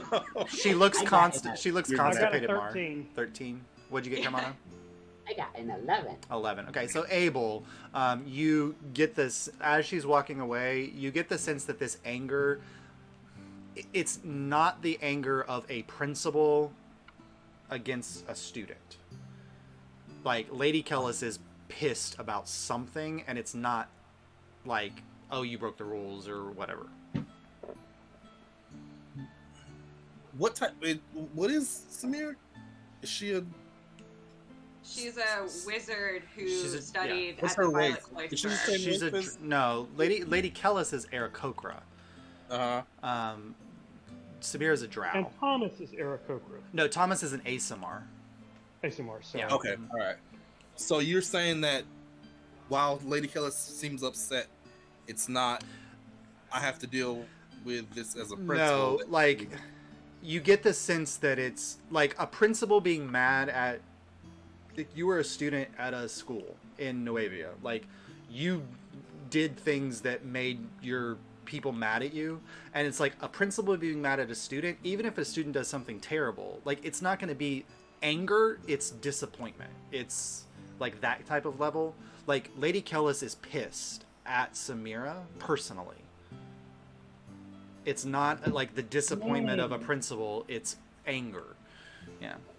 And she made her We're not look finishing terrible. the job. Ooh. Oh no. No, I think it's a reputation thing, Yeah. especially because Volmir's here. All right.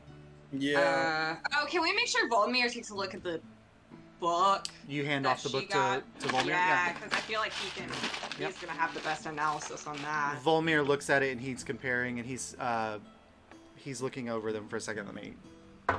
He has an insanely high investigation, so Can I yeah. follow behind Lady Kellis?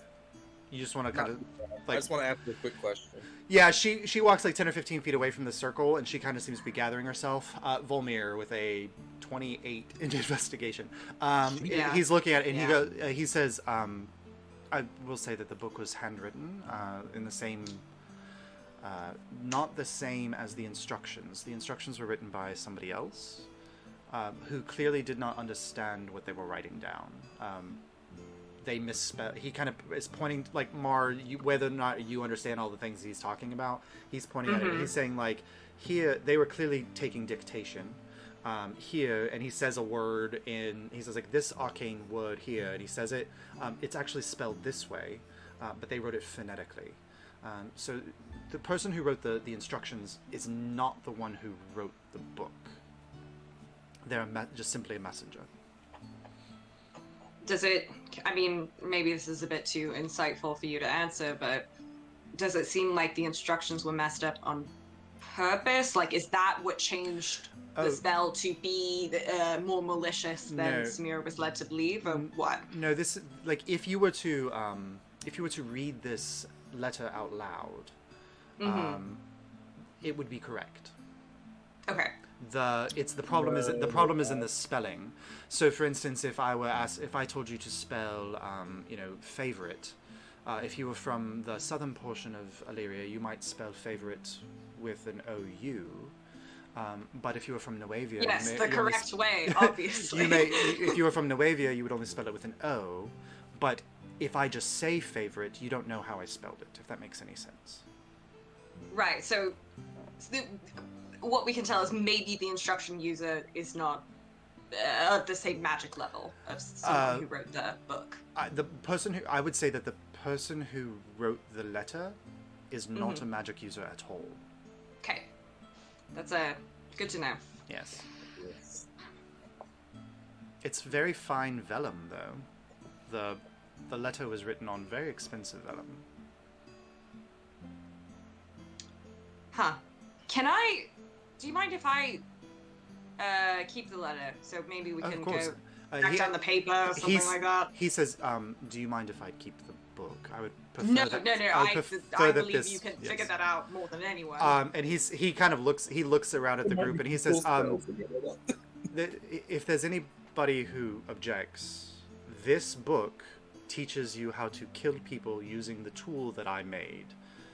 Do you mind if I destroy it, or do you still need it for evidence purposes? Well, don't destroy it just yet. Okay. I'm not there. I walked away. But... He says it loud enough for everybody to hear. Okay, yeah. Don't destroy it yet. Okay. It would be useful as evidence. I will let you know. I'm going to hold on to it so it doesn't. So if you need it, I've got it. But I'm going to be destroying this book as soon as we are finished. Sounds So, fair. Josh, just so I understand, there was a book and a letter. There was a book that had all of the spell. It described the way that the necklaces were created, and then it gave instructions for how to pervert the spell, so that instead of a life-giving energy at the end, it was a death-giving energy at the end. And then the letter gave specific instructions. The letter was tucked inside the book, and it gave specific instructions on how to use Quicksilver to complete this component of the corruption.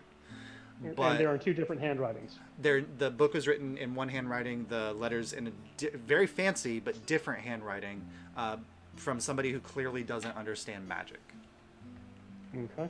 Or at least magical components and things like that. Yeah. I have my suspicions, but I have no way to prove them. I grabbed the letter for a reason. I Okay. want us to have that. All right, you got it. Yeah. All right, Kaimana, are you still anything else you're doing? Oh no. You're just keeping an eye out. All right. Yes. Abel, you went after Lady Kellis. Yes, I want to ask Lady Kellis very respectfully. Excuse me, my lady. I'm curious. What do you do from here? We have a member of your staff who is implicated in providing Samira the information she needed to complete this dastardly deed. What do we do from here with these? What's her name? Susan? Susanna? Susan, yeah. Susan? Or Susie. I think it's quite obvious that Susie is no longer going to be a member of my staff. But do we know if she worked alone? I am curious if this seems like more involvement than a simple maid. Is she a maid or cook? Whatever she is. She's a maid. Yep. Okay. This seems like more involvement than a simple maid in completing this task. Well, you're free to, of course, investigate her. She will be escorted off the grounds. But speak to her first. I want to do an insight check. Okay. Like, why would she not want to know if, like, this goes deeper than just one, or, like, you know what I mean? Because she cares more about her reputation and the school's reputation than any of these kids. She's the one who did it. Oh, And it's she's- a 10. It's not gonna be a thing. A 10. I mean, you can pick up. She's mad. Yeah. She's angry. Yeah. And Does it's the- like I just want this woman off my property. Is kind of the energy that you're getting from her. Does this affect your possibly becoming an actual guild, or maybe any backers? to your As we guild? made it clear yesterday, we will not be able to make an actual guild. We are going to partner with you. Does this color the arrangement that we agreed upon before our bout? Honestly, that is something that we would have to discuss as a group. It's not a decision I would make. Well, then I'm- discuss it I as am a group. simply asking out of concern if there's something that we could do to help the reputation of this school. If you do potentially join with our guild, I would just want to know what would the implication be for you personally and your school if this gets out, or when this gets out. I hired you to solve the mystery. Whatever information you discover that helps that be, while also preserving the honor of this institution, would be greatly appreciated and well rewarded. I will relay the message to the rest of my adventuring guild. Thank you. Have a good day, Lady Kellis. You as well. Not much chance of that. No. This is Lady Kellis' no good, very bad day. Yeah. Can I saddle up to Thomas now that I think he's probably more bad at someone than he is me? Yeah. Cool. Hey, I'm sorry. I didn't know, but I do feel really bad about that one. He kind of like taps his chest. He's like, "No, it was. I mean, you got some pretty good hits in. Like, Wow, you got some good hits in. Man, you took me out. It's rad as hell. yeah. You took it like a champ, Thomas. I mean, I can only. You didn't mean to slap the devil out of me, so it just happened. but- If I Oh no, had she known, meant to slap you. no, I didn't mean Yeah. to slap Just you, permanently Thomas. kill you. But I was mad. You got me mad at you, and I'm gonna be honest. Not a lot of people get me mad yeah, in fights. you know, you made it hard for me to be effective, and that was really annoying. I've never faced anybody that shut me down as quickly as you did, so I live to be annoying in fights. Thank you. Yeah. She does, No. you know. Yeah. No hate. It was a fight. That's what happens. Yeah, well, I think you're gonna be a pretty good adventurer when you get out of here. Well, hopefully I still graduate, right? They can't not graduate. I mean, They almost killed you. I think they have to graduate. Yeah. like, I think you would have gotten it on your own, but like now, I think, you gotta graduate. Yeah, is it like the kid who has the accident? Like, of course they're gonna graduate. You can't fail them. He died. To himself. You should like, Yeah. Thomas. You should like, I don't know, lawyer up, get some money out of this place. Lawyer up. And so he says, like, as far as I know, that means that we might be working together in the future. Yeah. Wow. I mean, if you want to still work for this place, but you want to come down to Broadfield. I mean, I'm gonna be real, did just offer that to Samira, so maybe you guys want to work out that before you both come work for us, if that's a thing, but... I don't know why she's just so mad. That's like, I was just talking to Listen. May, like, we were done, so. Listen, you know, you're only young and in love once, so... You only get And then once, you get- that's pretty bad. Yeah, you get once and then you fuck it up and it's done for life. And then it's done for life. it's- No more love. No, listen, you guys are young. Sometimes you do dumb more. things. I'm older than these people. I'm wise. Yeah. In your 24 years, you are wise. Marlo is the oldest person. I am the oldest person She's this party. I'm only 2, so I have no room to talk. 30, 32, 31? I don't remember how old. I think Marla's like 20s. Is she like late I thought 20s? it's either like 28, 29, or it's 31, I think 32. she's Yeah. like 28, 29. Yeah. Yeah. Jeez. Yeah. Yeah. Yeah. Kamana's what, 8 or 9? She's like an elf, so I mean, that Kamana's doesn't 11, really mean yeah. anything. Yeah. Kaimana's 11. Abel's like 20 something, 21. 18. Marta and 18, continuously and keeps 19, And herself technically, as I'm babies today. older than 2, but I've only been ambulatory and capable of speech Right. for 2 years. Yeah. No, this is Mara and the Babysitters Club right here. So Mar is Mar Steve from Stranger Things. All right. Yeah. Yes. Oh, are you our Steve Harrington? Yes. That's. oh no! I need. Oh, Kaimana's my Dustin. I need this fan art. I need this fan art so bad. Auntie Mar. No. All right, so let's go ahead and we'll take our 10 minutes there, we'll have that'll leave us like 40 minutes to continue to try to solve our crime, and you can kind of think about the pieces that you have in place so far and where you want to take them from there. But we'll be back It's in. like we should have shared everything with everybody so we all know, like... Yeah, you guys you're all close enough that like that kind of conversation would have happened, and that's okay. So everybody knows everything that everybody knows, unless you specifically want to say something that you choose not to share with the rest of the group. I definitely share about the plant. Talk. Okay, yeah, good. And that third person still intrigues me. Mm-hmm. All right, thank you, 10. All right, so we'll be Thank back. you, Tim. Thank you, Tim. Thank you, Ten. Thank you, Tim. All right, so welcome back. So Ticket Takers have been in the process of trying to solve the murder of the now resurrected Thomas, and you find yourself with just a lot of clues to kind of put together a general person who's responsible, but there seems to be something behind Samira that gave her, like, maybe finding out who gave her the information. So as you're kind of there with everybody around, what would you all like to do? I want to go talk to Susie. Okay, We get so in front of you as soon as possible. yeah, so you guys head. Soros knows where she was last, so you head to the kitchen, and in the dining room, still setting up all the tables and everything. You do see Susie, the kind-seeming busybody maid. Oh, welcome back. Good to see you again. I have some more gossip. En route to Susie, when we are out of earshot of anyone, I will let the group know that I'm going to have to steal a lily tonight. Yep. I saw the lily. We will help you in this. Don't worry.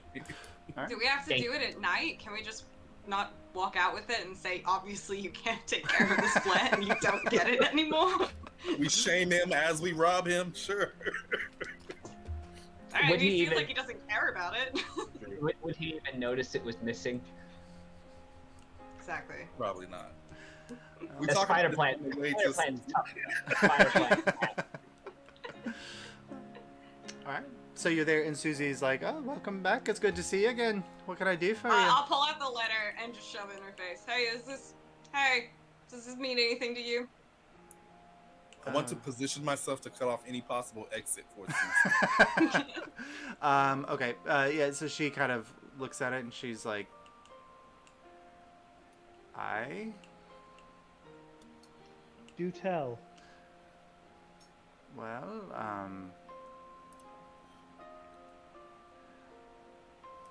are you going to... Does Lady Kellis know?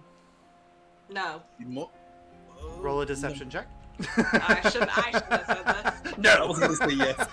Oh, sorry, 18. Which is like a 15? No, no, you're 18. Okay. So she goes, well, if we could keep it that way, that'd be great. Who assisted you in this plot? She kind of looks around. If you want to keep Can Lady we go Kellis somewhere else to confidence- talk? Yes, she kind of like walks out of the kitchen area and down kind of a hallway and into an empty classroom. Okay. Okay. So Samira came to me for some motherly advice on how to deal with a cheating boyfriend or something, and so... Is that the way Samira told it? Marlo, do you remember? No. Yeah. Okay. And so I said, well, you know, you Your can sound always... went out. Did I hit the button again? Hold on. I know. Can you hear me now? No, Yes. I'm sorry, it was Josh. Josh's sound went out. I keep hitting the button on my microphone because I'm playing with it for some stupid reason, and then I just like click. Okay. I've got an idea. Don't. Yeah, I know. It's like I'm like she's nervous, so I'm like I have like nervous energy. So okay. Stop So- method acting. No. all right. So she. You Bob's know, director voice came out there. Yeah. Don't. Run it again. All right. So she goes. And so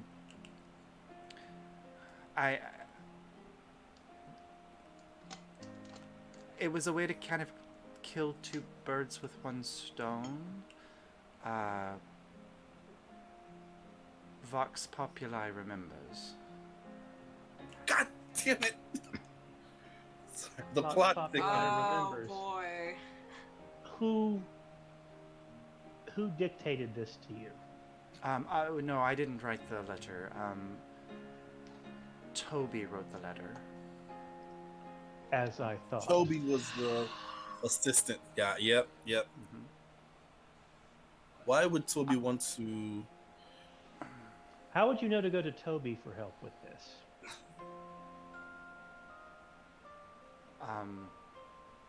He might know. He might be part of the group that you know, if you recognize what I just said. Yes. What was the What reasoning for attacking this student? Why would Toby want to attack a student at the college? And what benefit would that be of our friends who remember? Well, it might be better to ask him, but I can probably imagine, based on one question, what was Lady Kellis's response? She was worried about the reputation of the school. Just the school? I guess her own reputation as well. Well, then that might answer your question.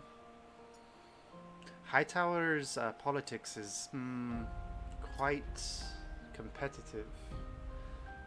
The members of the council, while they work together to screw over the poor folk, they also work very hard to screw over each other.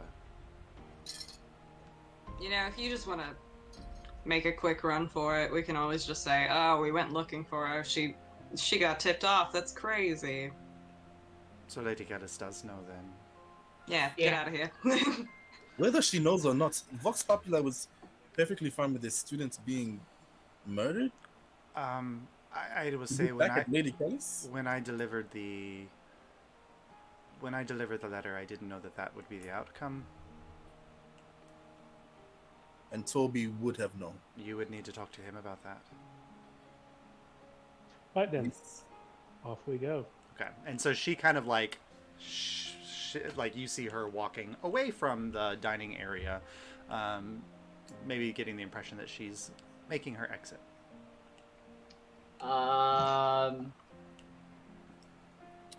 Hang on.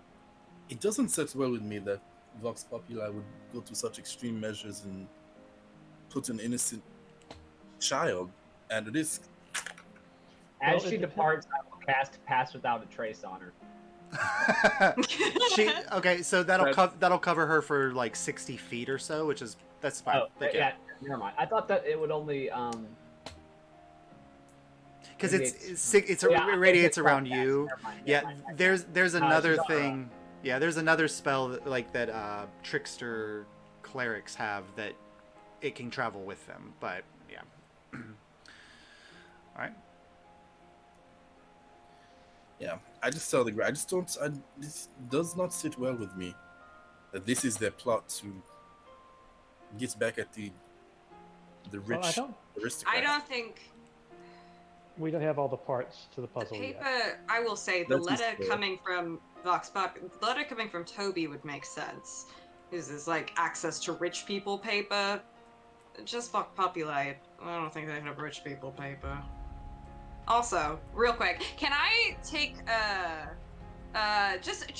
just for fun? Can I take all the letters that we have from a priori and Yep. the Tide Warders and just for fun, compare the paper and the handwriting?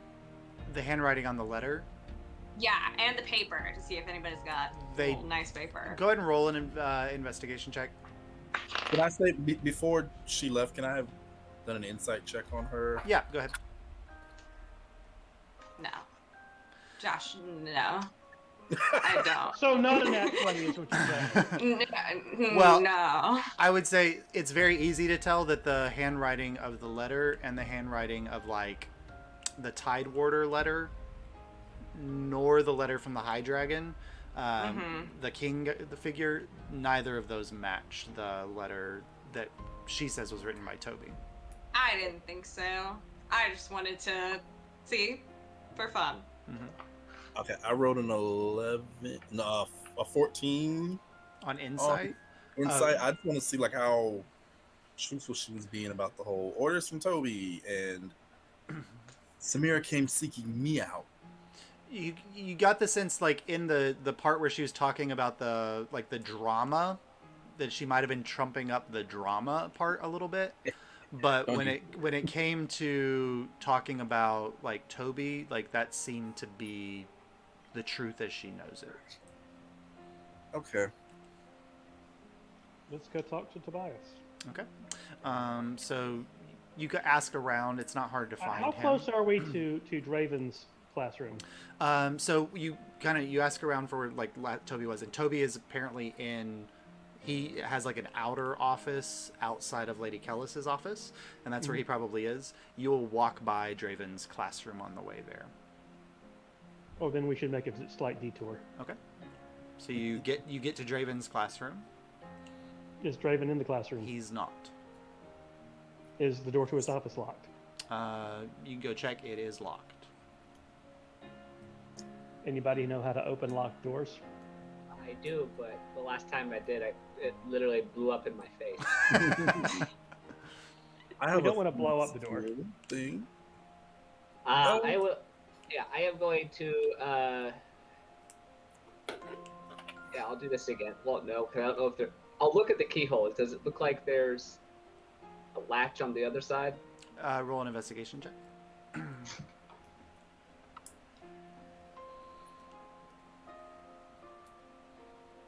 And can 5.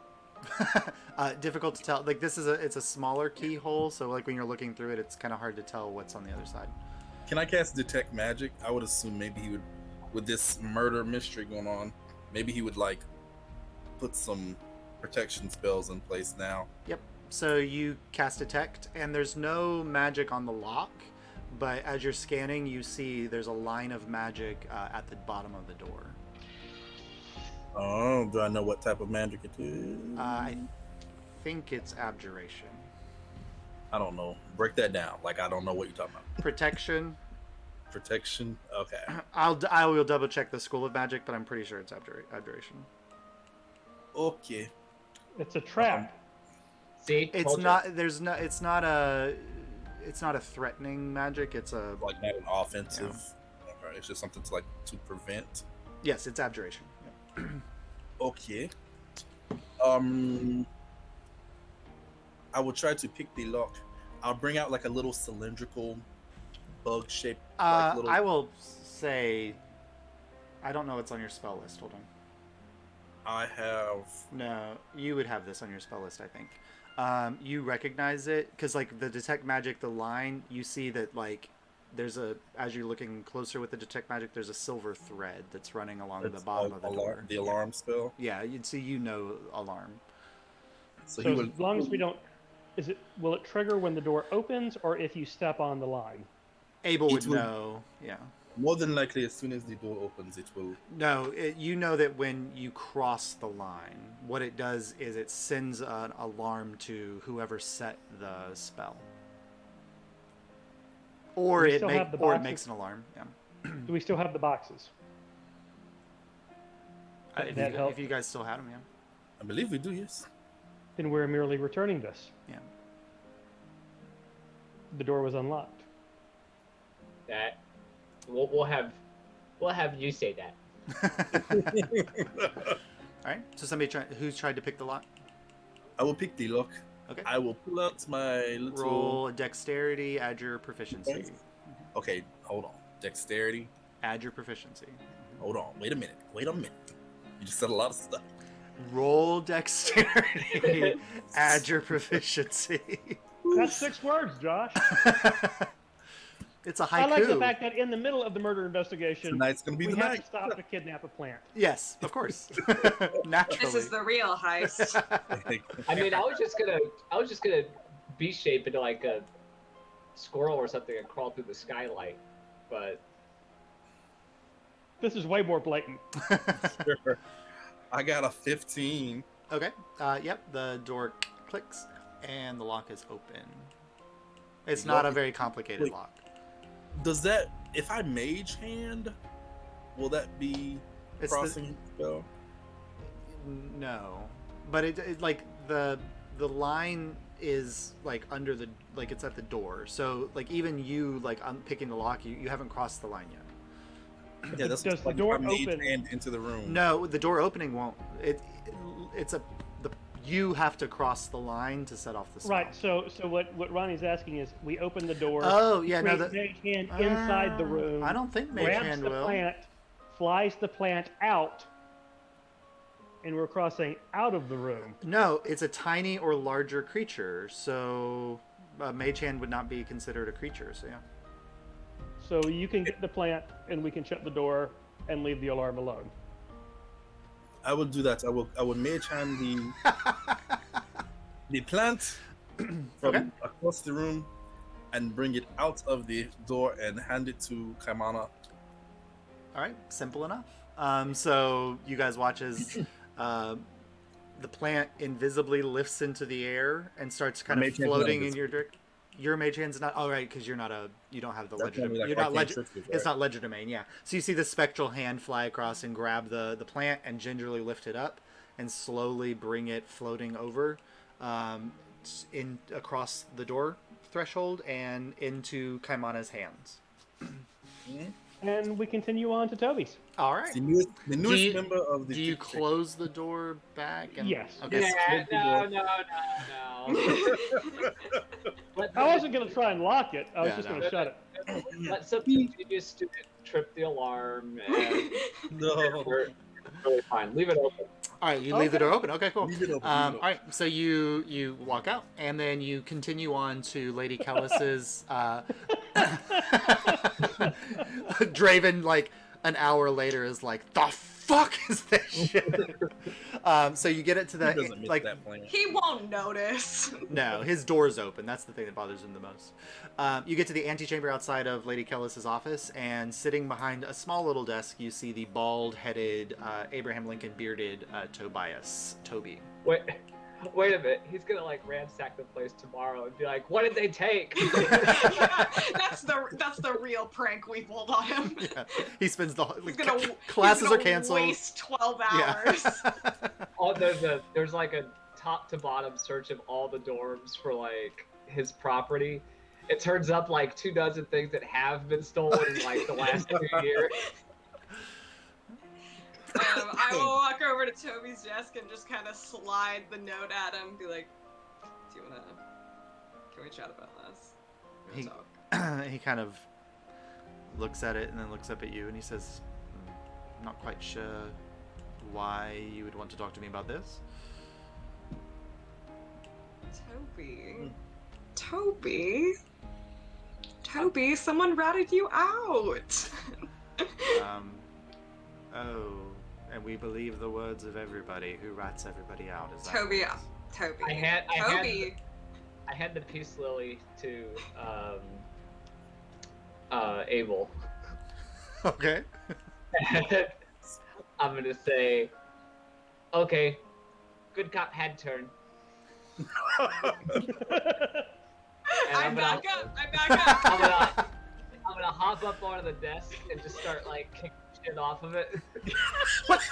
No, stop it. This is very organized. Lady Kellis likes her space to be very organized, and he's like trying to catch things and like. I'm gonna grab him by the lapel. Okay. Okay, we don't is you. Don't mess around with us. Okay. Great. Roll an intimidation check. I just picture him doing this, changing into a bear, and then No. back. We knew it was That's a 15, a Josh. 15. Okay. Okay. Mara's wiping away a single tear. She's so proud. No one expects the Spanish Inquisition. No. This is good. I He says- turn the plants away so he doesn't see. He the does plants. have to see it. And then He's been through enough. Toby's like, "Okay, fine, get off me. Yes, I wrote the letter." Who was abusing the plants, Toby? The plant. I don't. And he kind of sees the plant, and he's like, "I don't know who you're. Like, I don't know whose plant that is." There's nothing questions You're we need. going away for a long time. Come on, stop. Oh, Okay. Come on, they'll take your badge for this. Waiting for someone to stop Kaimana. Like, Yeah. No, I stopped Kaimana. Okay. Good job, Kaimon. cool off Kaimana. He's gonna like go off outside. All right. What happened in there, Kaimana? You got way too invested. Oh my goodness. Oh, the head cannon, man. I want your staff in your herb pouch. All right. So Toby admits that he wrote the letter. Okay. Who dictated it to you, Toby?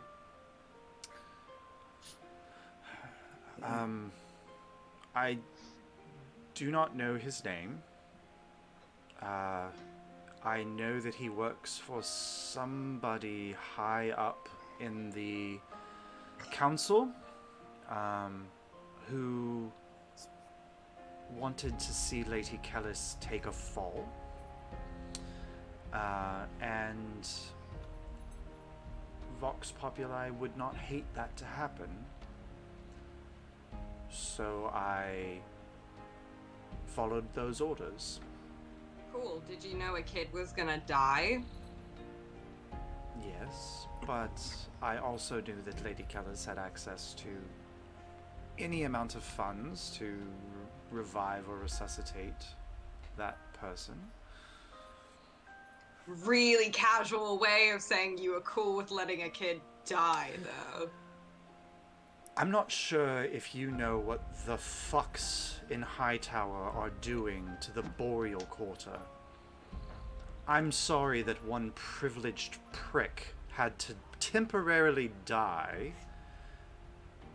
There are hundreds of poor children starving and dying every day.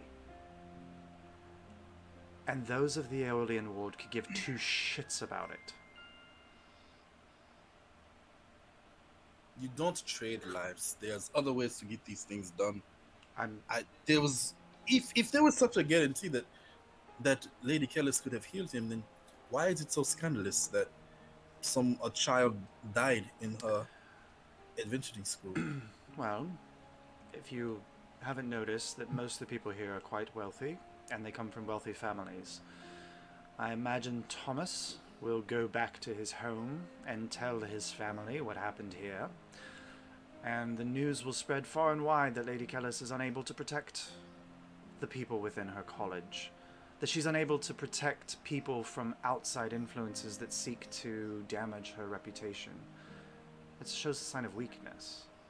And in Hightower, weakness leads to loss of money, loss of influence, and that's everything.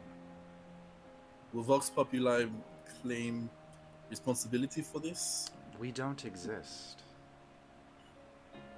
That is my question. And I'm sorry, but this is war.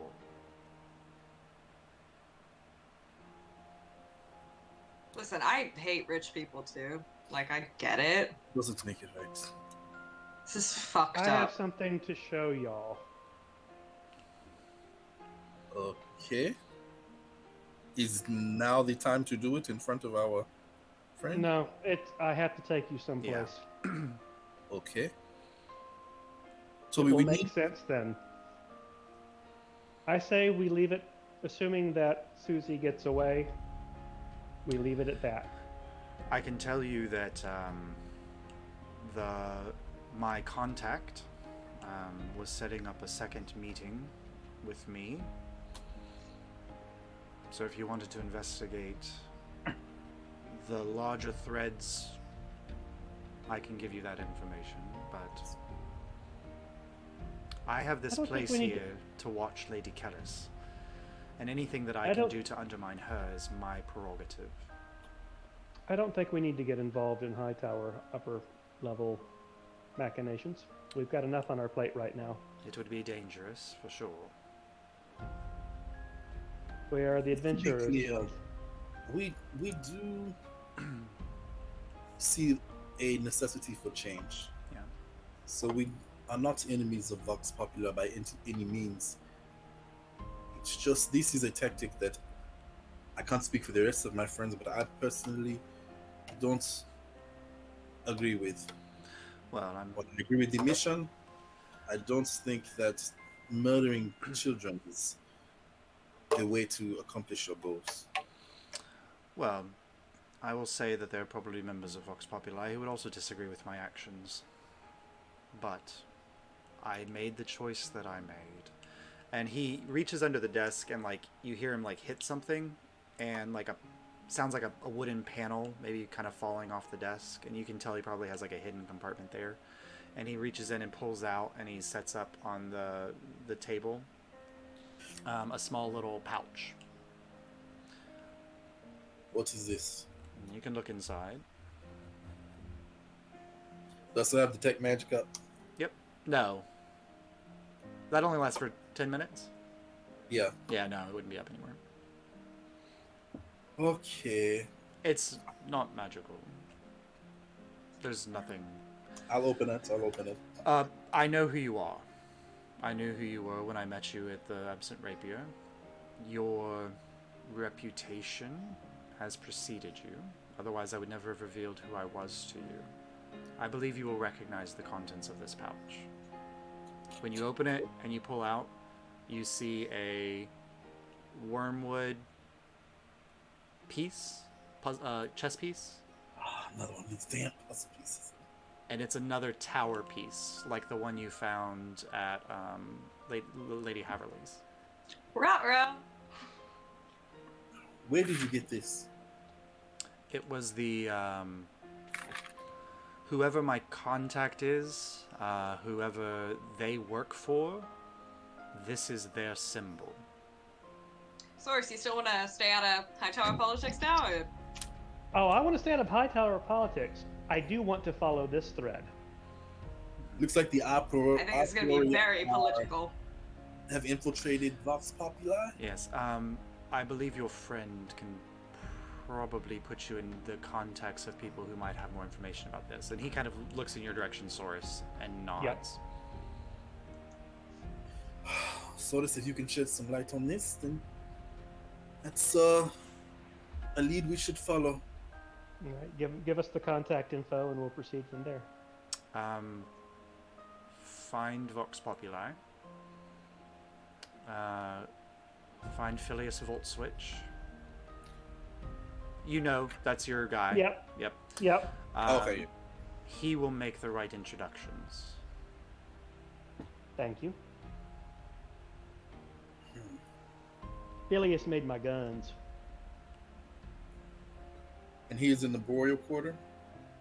No. But your friend I know where to find knows him. where he is.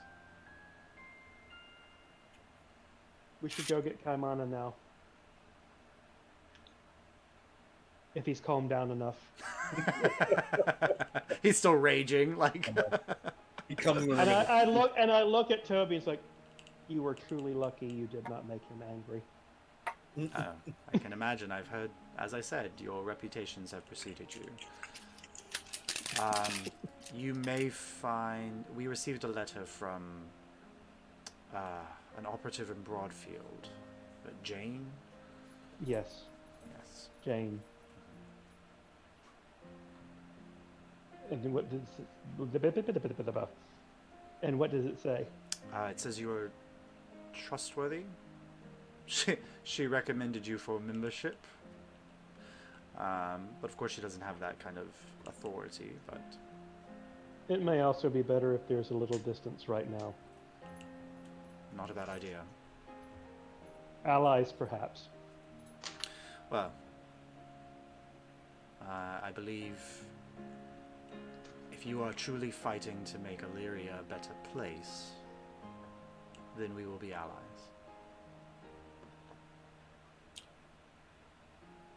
I guess it'd be a good idea to keep this secret from Lady Kellis, your involvement.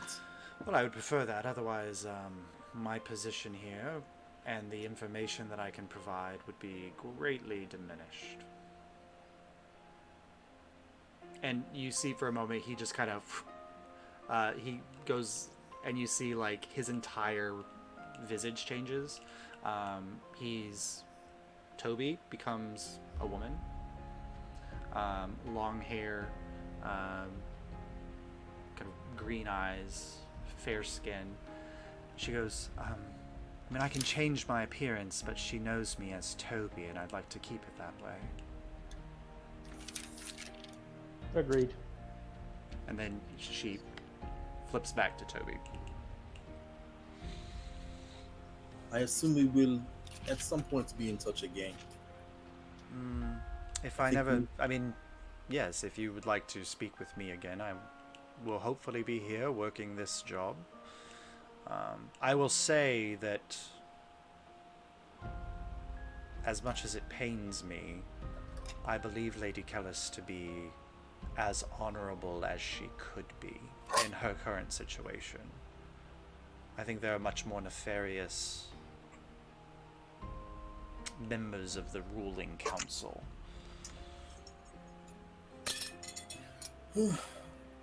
That being said, I think we should report the necessary information back to Lady Kellis. Suzanne, well, before we could question her, escaped the adventuring college. We collect our docking pass for the Eldrick Peak. And whatever funds... Let's get money out of them. Yeah, Let's get money out of them. We solved a whole fucking murder mystery for them. She would hire us to solve this. Yeah, so. that wasn't part of the deal. So if she can't offer up anything else, then I think we get a little coin out of this. Yeah. And did if say we're she wants asked, to we retire merely us say before that this. we pursued all the leads that we could. And the guild doesn't let us work for free. and We'll we- get kicked out. We'll lose membership. And we have nothing else to report. Exactly. Sounds fair to me. I've played a paladin too long. Yeah. All right. So if you're finished with Toby, he'll go around cleaning the mess up that Kaimana made, and then head out. And then you head back towards the pit. Lady Kellis is still there. The Lightbringer and the Guardian are still there as well. And Volmir. The Wait, four. when we passed by the other office, can I, like, Kamala, you sure you don't want both plants? Just the one? Nah, the other one was tough. Okay. He's already. All right. Just So your judgment. you get back, and like everyone's there. The four members of the team are not. Samira, Set, Draina, and Thomas have gone. I should mention just before we leave Toby's office, Kaiwa is going to be like, so did he talk? Yeah, you got him, buddy. I'm getting too old for this shit. You're close to retirement, buddy. Close to retirement. All right. So you get back, and who wants to be the one to communicate this to Lady Kellis? No. I was gonna say Marla. I've spoken too much. I can talk to her, sure, but you don't want me to lie to this woman. Oh Lord. I will tell her that I'm gonna assist. Whoop. we went to investigate further, but have nothing further to report. Okay. You say like you tracked it down to Susie, and that's as far as it No, went? we went to look for Susie, and unfortunately we have nothing else to Okay. report. All right. I'm omitting a big chunk. Sure. So go ahead and But I am telling the truth. yeah. Because we did go look for Susie, and we're not reporting what we know. Good. So we'll treat it as a persuasion rather than deception. So go ahead and roll a persuasion check with advantage, because Kaimana is being cute. Standing there with my lily. Yeah. 17 plus 4, so 21. Oh, nice. Okay, yeah. So 21. So she kind of says, well, I believe finding the perpetrator of the crime in Samira, locating the potential cause, and we will track her down to make sure that Susie is punished for the crime. That's about as... I suppose that is a solved case, then. And Thomas is none for the worse. He's now in the infirmary, getting finally healed. You can destroy the book, or you can use it to try and craft a better spell that this one won't break. Volmir does look at it. He says, I mean, if there's this writing, if there's any, before I just destroy the evidence of this person's handwriting. Can we take a page from it? Yeah, he finds one that's just kind of like not spell related, but just general name. writing, and he rips that out and hands it over to you. Okay. I put it in the binder. Do you compare it at any point now, or you can Yeah, I'll Yeah. flip through. go ahead and roll an investigation Specifically, check. a priori stuff. Cause I Roll like an that. investigation check with advantage. Yeah. Okay. What is this? A 19 and a 17? Woo! Great. That'll be enough. Yeah. Okay. So the a priori, the Tide Warder, I forget what her rank is. That person's letter doesn't match. Okay. It is the exact same handwriting as the High Dragon's letters. Oh, the person who's supposedly like The one who's currently the king of a priori, it matches his handwriting. was that The one that I want to in kill. the Violet Oh Cloister? no, it's your guy. He wrote this. Yeah, it's somebody that, as the information that you do know is that Violet Cloister member, probably super high ranking, Yeah. because he knows that he knew about the path that the royal airship was going to be taking. So super high ranking member of the Violet Cloister, the one who created Saurus. Mad I'm gonna look at- scientist. I'm gonna look at Saurus. Mm-hmm. Say, we're gonna bust this case wide open. Indeed. Yeah. That's we are, little chum. That's we are. Alright. Oh man, this is crazy. So we get our loot. Yeah, and so Lady Yeah. Kellis, at that moment, she kind of, Volmir, will you send a message to Toby very quickly and tell him to bring down the chest? And Oh dear. Scattered over the floor. yeah, and so for a second you see Volmir like a look crosses Volmir's eyes that's very easy to read, which is like, I'm the motherfucking Archon of mysteries. I'm not your lapdog.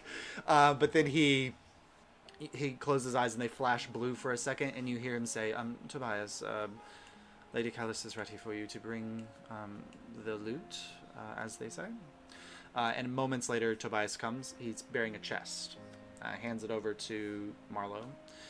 Marlowe, you open the chest. At the center of the chest, you see the hand-carved stone, like Visa insignia that allows you passage to Drakenglower aboard your airship.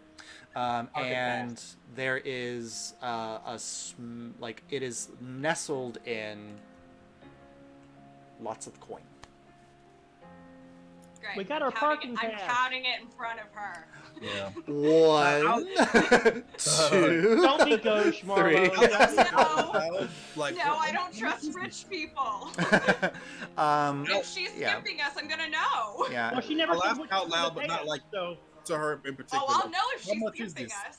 Looking at just looking at it, Marlo. I mean, there's some copper, but you can tell that it's mostly gold. There's some silver and what looks like a little bit of platinum. Fine, good enough. I shut it. Okay, so I'll ask out loud, but not directly to her. Like, how much money is here? Lady Kellis says, I believe 1,000 gold is probably a good sum for solving a crime. Seems acceptable. It does seem acceptable. I agree, Marlo. I also, agree. you're doing a Mar nice job of has establishing. never seen this much money in her life. She's losing her mind. It's really Yeah, good plus- money for and committing crime. And we got a plant out of Yeah. this? And she says, And we're establishing the rates of the Adventurers Guild, so it's a good yeah. precedent. And she says also, like, you also have my thanks, which in Hightower carries some weight. Thank you, Lady Thank you. Kills. Thank you. And You she, feel for a bad. moment, she kind of like, she reaches out and closes the box in your hand, Mar, and then kind of leans forward, her like beaked face leaning in your direction, and she goes, especially if we can keep most of this quiet. We're really good about not spilling the beans. Good. So, Good to know. won't leave the college. People underestimate us, and that Who, includes our discretion. yes. Who should I contact at Broadfield for sending our 4 new members to your guild? Sora, At the... Adventurers Guild. Roland's, yeah. At the milk bar, it has a name. Oh, what is it? Gilded Ass the Tavern. the Gilded Ass. Listen, She kind of Roland looks names at she looks at Toby and says, "Will you draft a letter, please? Thank you, We think Toby named it after himself. Roland." Yeah. Roland. Yeah. No, Sorry, you say sorry, Roland. Toby. Rub it Yeah. in. No, we think Take Roland a named it after down. himself. Toby's an ass. All right. So, anything else that you all would like to do before you leave the adventuring college? Oh man, Who haven't we insulted yet? Dodge, man. These people are freaking vipers. Well, we gotta get out of here. I will tell her that, Yeah. that Sora is our administrative person Okay. back at the Adventurers Guild, so setting up chapter houses and arranging what the tithes will be and such will be handled through her. Oh yes, let Sora name the prices. That's fantastic. Well, I'm sure Yeah. Roland's So I'll be like, wife oh, is there, you right? want She's- you want to open Oh my a god, when we go yeah. back, it's gonna be fucking chaos there. Oh no. yeah. So Roland's wife is there. She's sensible. I'm Yeah, sure she's not. Joss will make totally great choices. But as long as the Northwick buns take off, It doesn't matter. It doesn't Yeah, matter. You're we- right. what's We going have on? to do it. Focus on one's brain. Menorah. Menorah. Yeah. Menorah. You guys did tell Yeah, you told the confectionarium about it. Right, So, yeah. right. So that's the most important thing. Yeah. I will As actually. long as we get a percentage of the franchise rights in this city. Yeah. Can I actually, while we're here, just kind of look at Lady Callis and be like, also, if you ever get down to Northwick, the Northwick buns. Lady Kellis kind of goes,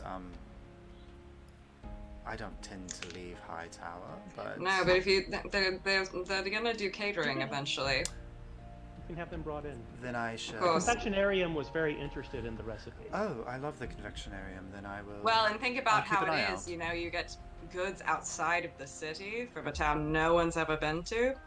Might be something you want to invest in at some point. She kind of I looks think at... the royalty is actually looking into it. The princess had some recently and really enjoyed it. That's when she actually pays attention. Like, she's mostly not listening to you, but the moment you say, I think the princess is looking into it, she goes, oh, really? Well, Yes. perhaps... Our good Princess Alyria. Yep. Yes, I will be traveling to Anovia soon. It might be a good present to take to the princess. Oh, I'm sure she would love She that. looks I at think so. she looks at Toby, and Toby like makes a note of that. All right, who took the tower piece? I did. Perfect. You did? Okay. Okay, so ending. So as you guys like triumphantly exit, Saurus, Mhm. you feel the tower piece for a moment in your pocket warm up. Mhm. You put your hand on it. When you touch the wood, a voice comes into your head. I see that I can't get you to leave me the fuck alone. Why don't you come back home and we'll put this to an end? You can reply to that message. Nah. Alright. But that's where we'll pick up next time. Uh-oh. And you recognize it as the same voice from the last message as well. Yeah. Oh, Everybody yeah, gets the Hadley estate? 250 gold, by the way. Ooh. Pardon? Everybody gets 250 gold from the Lady Callis payout. Yeah.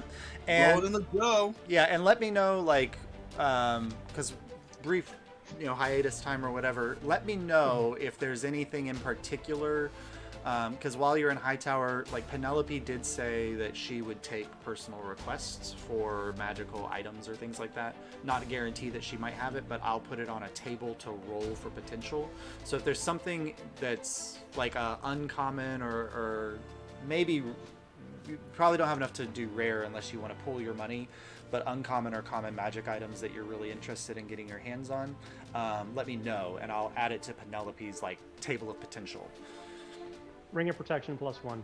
Ring of Protection. I'll add that to her list. I'll look through the list. Keep in mind, I can Yeah, make I'll- Yeah, just look at uncommon, common. Rare, maybe. Like, if there's something that's rare, you would have to pull your funds to do it, but you could potentially get your hands on something rare. Oh, Abel, I'm going to I ask you can make to upgrade common, my. uncommon stuff too.